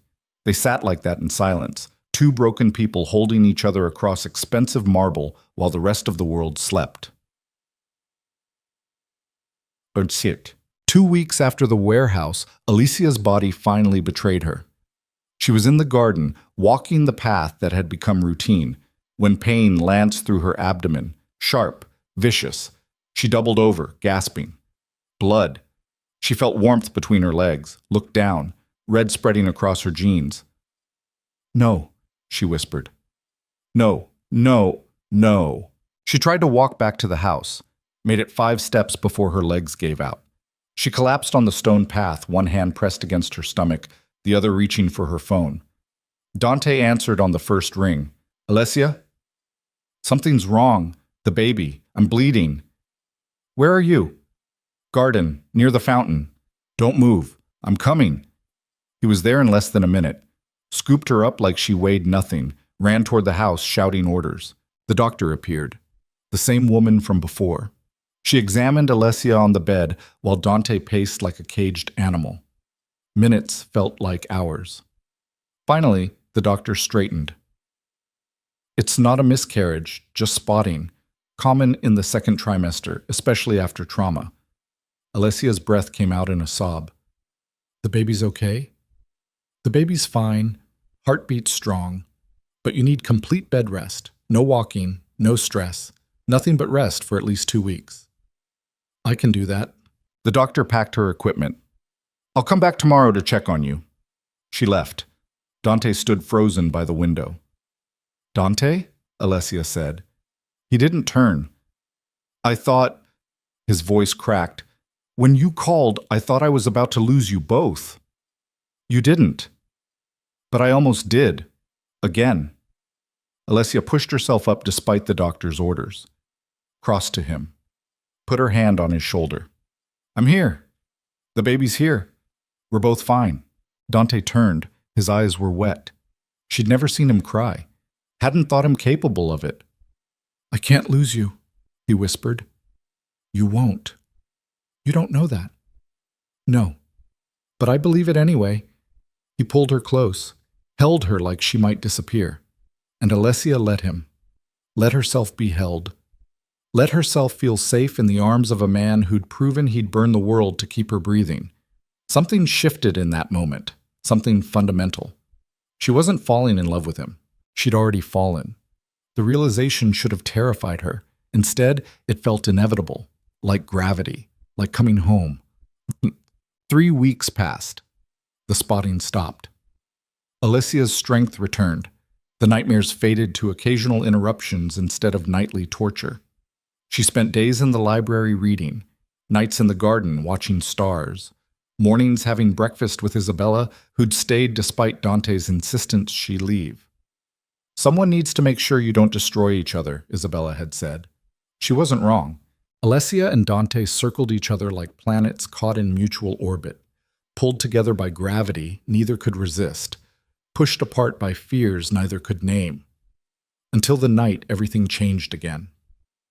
Alessia was in her room, trying to sleep, when she heard shouting downstairs. Male voices, angry. She got up, opened her door. The library was full of men, Dante's people, all talking at once. Can't just let him walk. Sign the agreements. Betrayed us before? He'll do it again. Dante stood behind his desk, arms crossed, face carved from stone. Enough.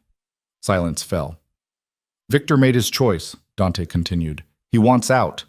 I'm granting his request. Boss, he knows too much, Vite. He's also been loyal for 15 years. That counts for something. Not when he's leaving to work for the Italians. He's not working for them. He's retiring. That's what he says now. What about in 6 months when they come calling with enough money to make him talk? Dante's jaw tightened. Then I'll handle it. But until then, he walks. Free, untouched. You're making a mistake. Probably. But it's my mistake to make. The men dispersed, muttering, unhappy. Alessia watched them go. When the room was empty except for Dante, she entered. Trouble? She asked. Always. He poured himself whiskey. One of my lieutenants wants out, retire, spend time with his grandkids. And your men don't like that? They think he's a liability, that he'll talk, sell information. Will he? No.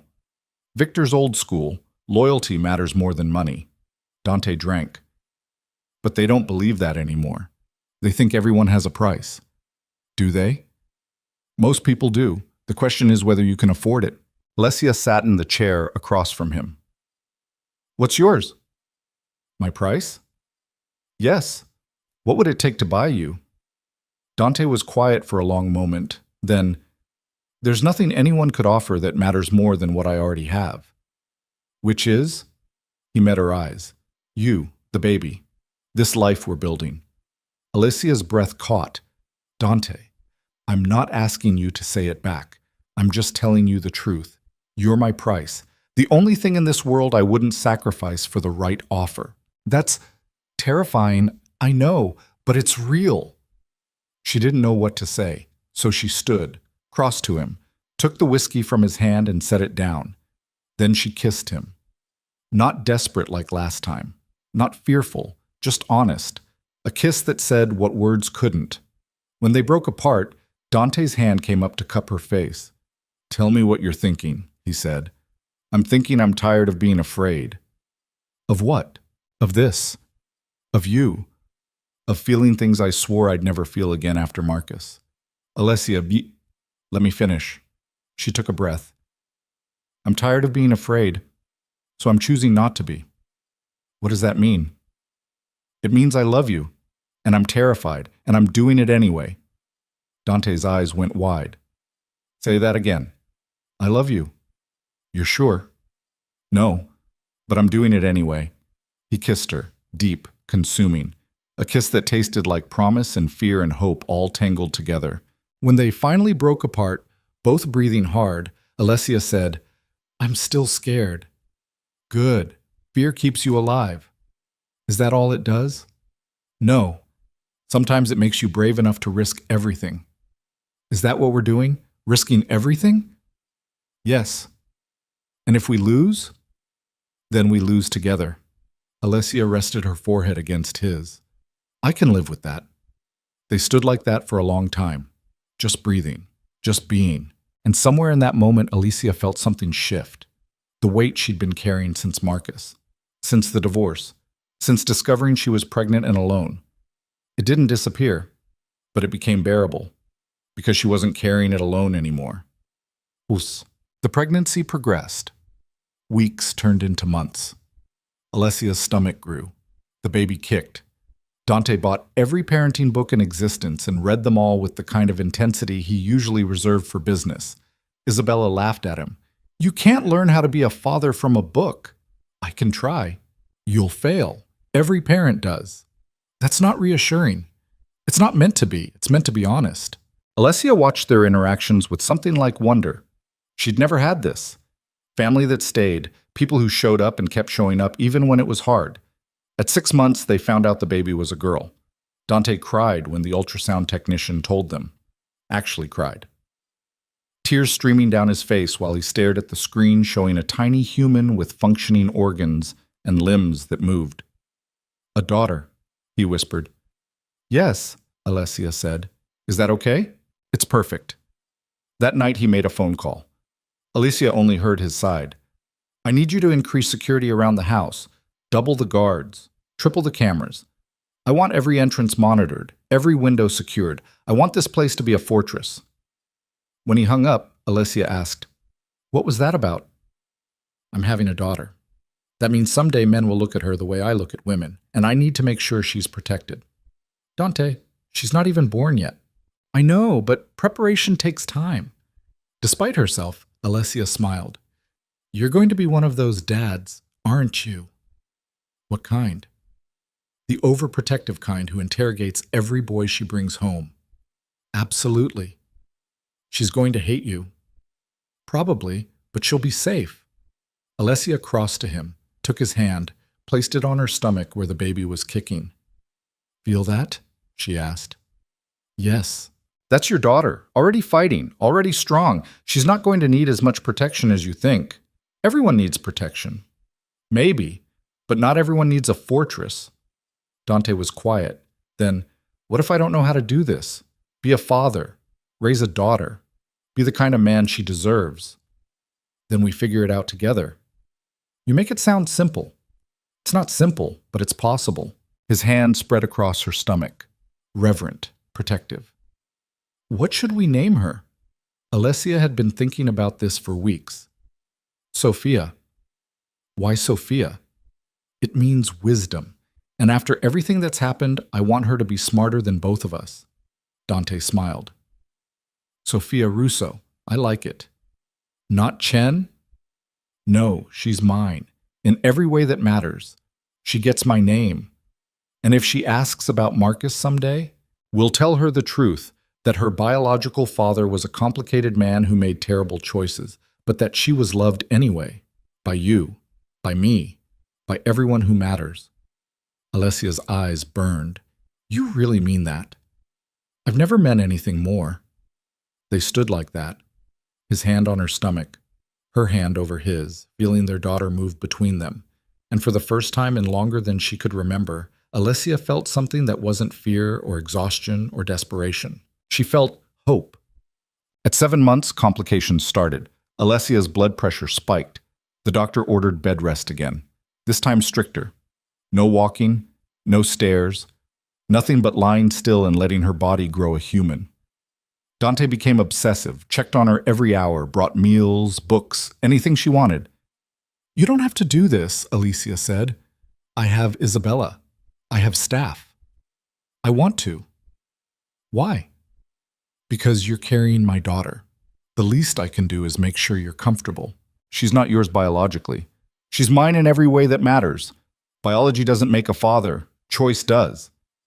The certainty in his voice still caught her off guard sometimes. This man who'd built an empire on violence and control looked at her stomach with more tenderness than Marcus had ever shown her face. What if I'm not a good mother? She asked one night. You will be. You don't know that. Yes, I do. You fought for her before she was born. You'll fight for her after. Fighting isn't the same as being a good parent. No, but it's a start. At 8 months, Alessia's water broke 3 weeks early. She was in bed reading when she felt warmth spread.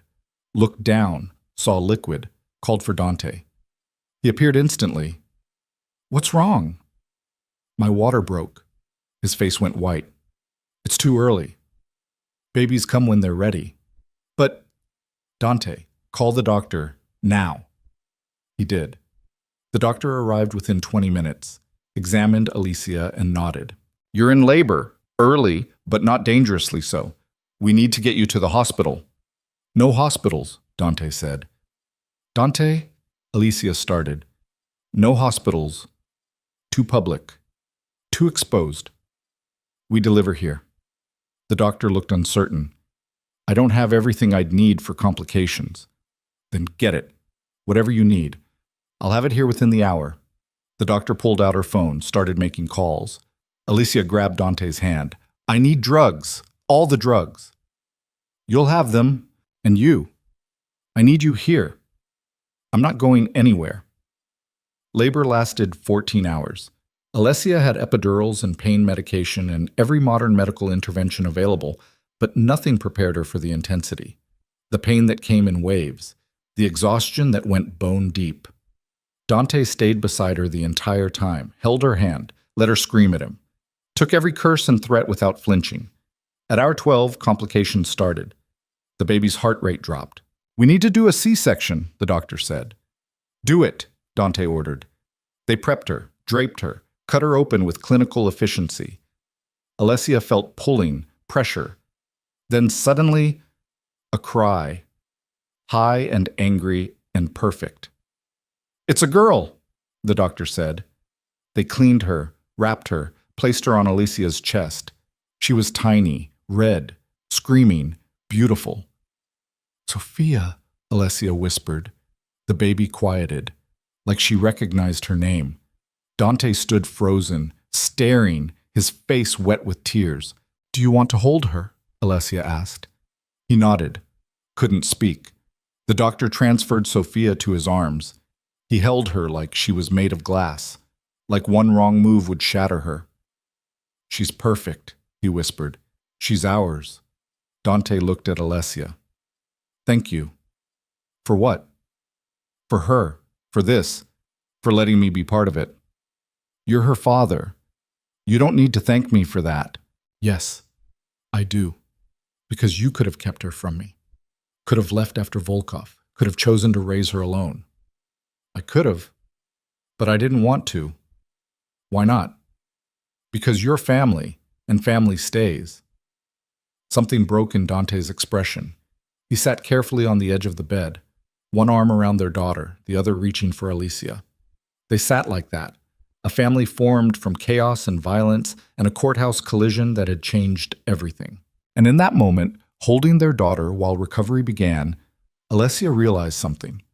She'd been looking for safety her entire life. In Marcus. In minimum wage jobs. In keeping her head down and not making waves. But safety wasn't a place. It wasn't money or stability or walls that kept the world out. Safety was this. Choosing someone who chose you back. Building something real from broken pieces. Being brave enough to love despite every reason not to. The first month was hell. Sophia didn't sleep, screamed for hours, only quieted when held. Alessia was exhausted in ways she didn't know were possible. Dante helped, changed diapers, did midnight feedings, walked the halls holding their daughter while she screamed herself hoarse. Isabella appeared one morning and took over. Sleep, she ordered. Both of you. I'll handle her. But, Alessia started. Sleep. Now. Before you both collapse. They slept for 12 hours.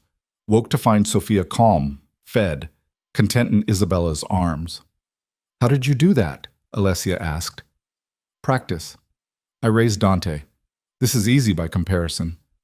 At 2 months, Sophia started sleeping through the night. At 3 months, she smiled. At 4 months, she laughed. Dante was obsessed, took thousands of photos, talked to her constantly, read her books she couldn't possibly understand. Alessia watched him with something like wonder. This man who'd killed without hesitation was reduced to helpless adoration by an infant who couldn't even hold her own head up. You're good at this, she said one night. At what? Being a father. I'm terrified every second that I'm going to break her. You won't. How do you know? Because you love her too much to let that happen. Dante looked down at Sophia sleeping in his arms. I never understood it before. Love like this. The kind that makes you want to destroy anything that might hurt them. It's terrifying. It's everything. At 6 months, Sophia said her first word. Dada, Dante cried. Actually cried, while Alicia laughed and recorded the moment on her phone. She said it, Dante whispered. She called me Dada. That's usually what happens with first words, but I'm not... He stopped. Biologically, I'm not her father. Biology doesn't matter. You're the one who stays. That makes you her father in every way that counts. He looked at her. Do you really believe that? I married you, didn't I? The ceremony had been quiet, private. Just them and Isabella and a judge who asked no questions. No big wedding, no white dress, just vows exchanged and rings that meant something.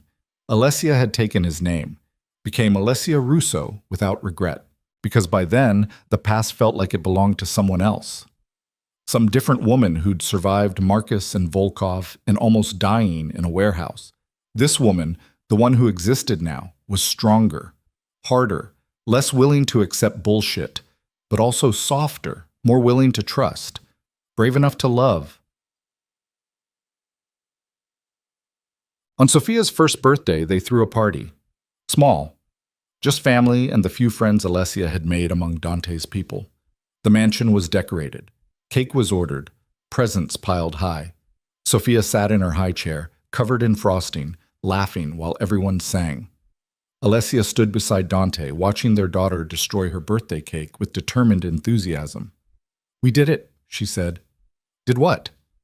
Survived. Built a family. Made it work. You sound surprised. I am. A year ago I was divorced and pregnant and terrified. Now I'm happy. She looked at him. Yes, happy. Good. That's all I wanted. Liar. You wanted me. That too. They kissed. Soft, quick, the kind of kiss that said later and meant it. Isabella appeared with Sophia, who reached for Dante with frosting-covered hands. Dada! He took her without hesitation, let her smear cake all over his expensive shirt. My girls, he said quietly. Alessia leaned against him. Your girls. And in that moment, surrounded by people who'd become family, watching her daughter laugh while covered in cake, married to a man who'd proven he'd burn the world to keep them safe. Alessia finally understood something her mother had tried to tell her years ago. Home wasn't a place. It was people. The ones who stayed when leaving was easier. The ones who fought for you when you couldn't fight for yourself. The ones who looked at your broken pieces and decided you were worth protecting anyway. This was home. Dante, Sophia, Isabella. This beautiful chaos they'd built from violence and fear and a courthouse collision that had changed everything. It wasn't perfect. Probably never would be. Dante still ran an empire built on activities that existed in legal gray areas. Still made decisions that kept him up at night. Still carried the weight of men who died under his orders. But he was hers. And she was his. And Sophia was theirs. That was enough. 2 years later, Alicia stood in the nursery doorway watching Dante rock Sophia to sleep. She was 3 now. All energy and questions and fierce independence that reminded Alessia of herself. Dada, why is the sky blue? Sophia asked for the 100th time. Because light scatters differently through the atmosphere, Dante said patiently. Why? Because of molecules. What's molecules? Tiny pieces of matter too small to see. Can I see them? Not without a microscope. What's a microscope? Sophia, sleep time. But I'm not tired. Yes, you are. Close your eyes. Sophia closed her eyes, opened them immediately. See? Not tired. Dante looked helplessly at Alicia. She smiled. Your turn, he mouthed. She crossed to them, took Sophia from his arms. Story time. The princess one? Sure. Alessia settled into the rocking chair. Sophia curled against her chest. She started the familiar story. The princess who'd been trapped in a tower, rescued by a knight, lived happily ever after. Except Alessia changed the ending. And the princess realized she didn't need rescuing. She'd been saving herself the whole time. The knight just helped her remember she was strong enough to fight. Sophia yawned. I like that version better. Me too, baby. By the time she finished, Sophia was asleep. Alessia stood carefully, placed her daughter in the crib they'd soon need to replace with a real bed. Dante waited in the hallway. New ending? The old one was bullshit. Agreed. He pulled her close. Did I ever tell you what I thought when I first saw you? That I looked like a disaster? That you looked like you'd been fighting your whole life, and that you were so tired of it, and that given the choice between helping you or watching you drown, I couldn't walk away. That's not very romantic. I'm not a romantic man. No, but you're mine. Always. They walked to their bedroom, the one they'd shared for 2 years now, the one that still sometimes felt surreal. Like she'd wake up and find herself back in her old apartment with $43 and a baby she couldn't afford. But she never did, because this was real. The mansion, the family, the man who'd looked at her broken life and decided she was worth protecting. Alessia changed into pajamas. Dante did the same. They climbed into bed. "Do you ever regret it?" Alessia asked. "Taking me in? Starting a war over me?" "Never." "Not even a little?" "Not even a little." She was quiet. Then, "I'm pregnant again." Dante sat up. "What?" "Found out this morning, about 8 weeks." "And you're just telling me now?" "I wanted to be sure first." "Are you happy?" "Terrified. But yes, happy." Dante pulled her close, kissed her forehead. "We're doing this again." "Apparently." "Another girl?" "Don't know yet. But probably, knowing our luck." "I hope it's a girl." "Why?" "Because if Sophia's anything like you, I want her to have a sister who understands what it's like being raised by us." Despite herself, Alessia laughed. "We're going to fuck them up so badly." "Probably, but we'll love them anyway. That's your solution to everything.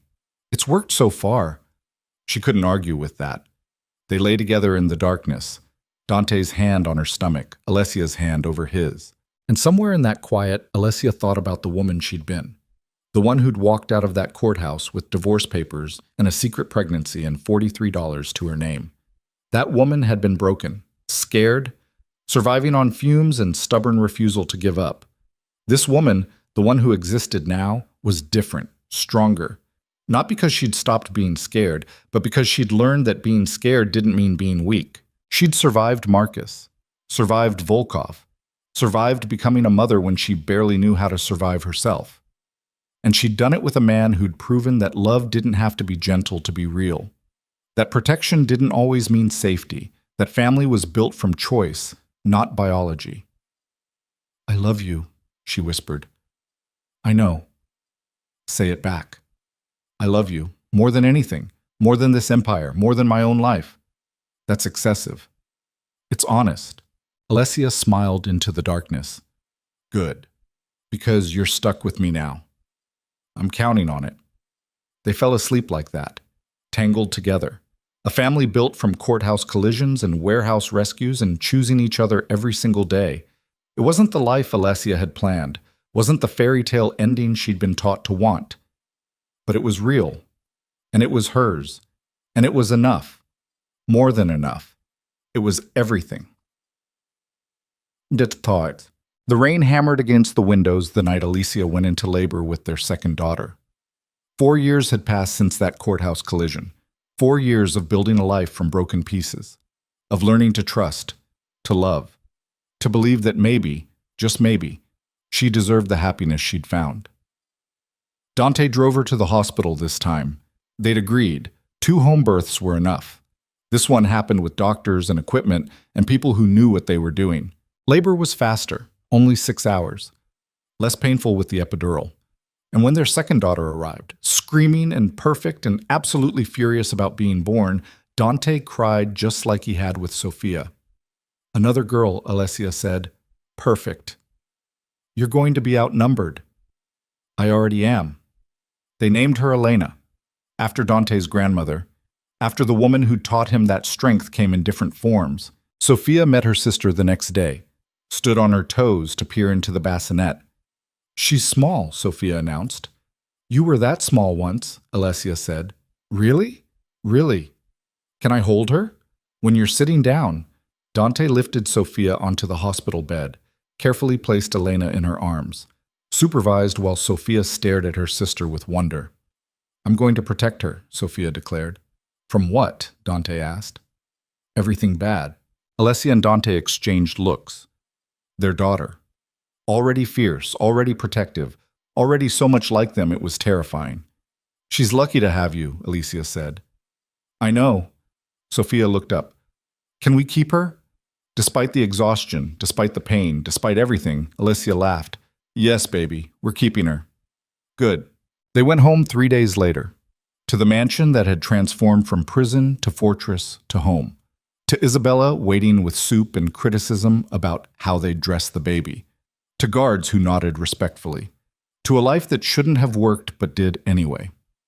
That night, with both daughters sleeping in the nursery and Dante passed out from exhaustion beside her, Alessia lay awake thinking about Marcus, who died in a warehouse trying to fix what he'd broken, about Volkov, buried under concrete and forgotten by everyone except the people he'd terrorized, about the woman she'd been, desperate and alone and convinced she'd die before she was 30. She'd survived. More than survived. She'd built something real, something lasting, something that terrified her and completed her in equal measure. Her phone buzzed.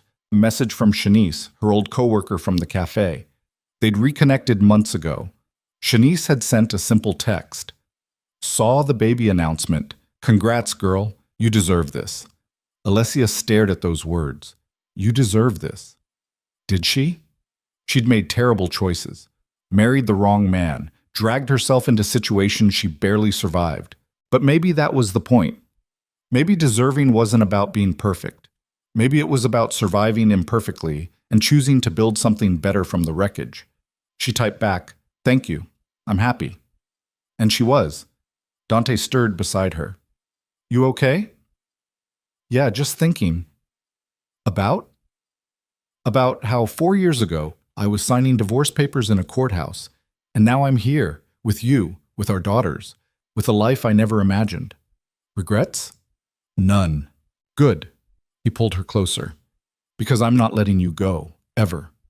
Possessive. Honest. Alessia settled against his chest, listened to his heartbeat, steady, strong, real. Dante? Yeah? Thank you. For what? For catching me when I fell. Always. They fell asleep like that. Two people who'd collided in a courthouse and built an empire from the aftermath, who'd survived violence and betrayal and almost dying, who'd chosen each other every single day despite every reason not to. And in the nursery down the hall, two daughters slept peacefully, protected by walls and guards and parents who'd proven they'd burn the world to keep them safe. The rain continued to fall, washing away the past, making room for the future. And Alessia Rivers, now Alessia Russo, finally stopped running from the ghosts that had chased her, because she'd found something stronger than fear.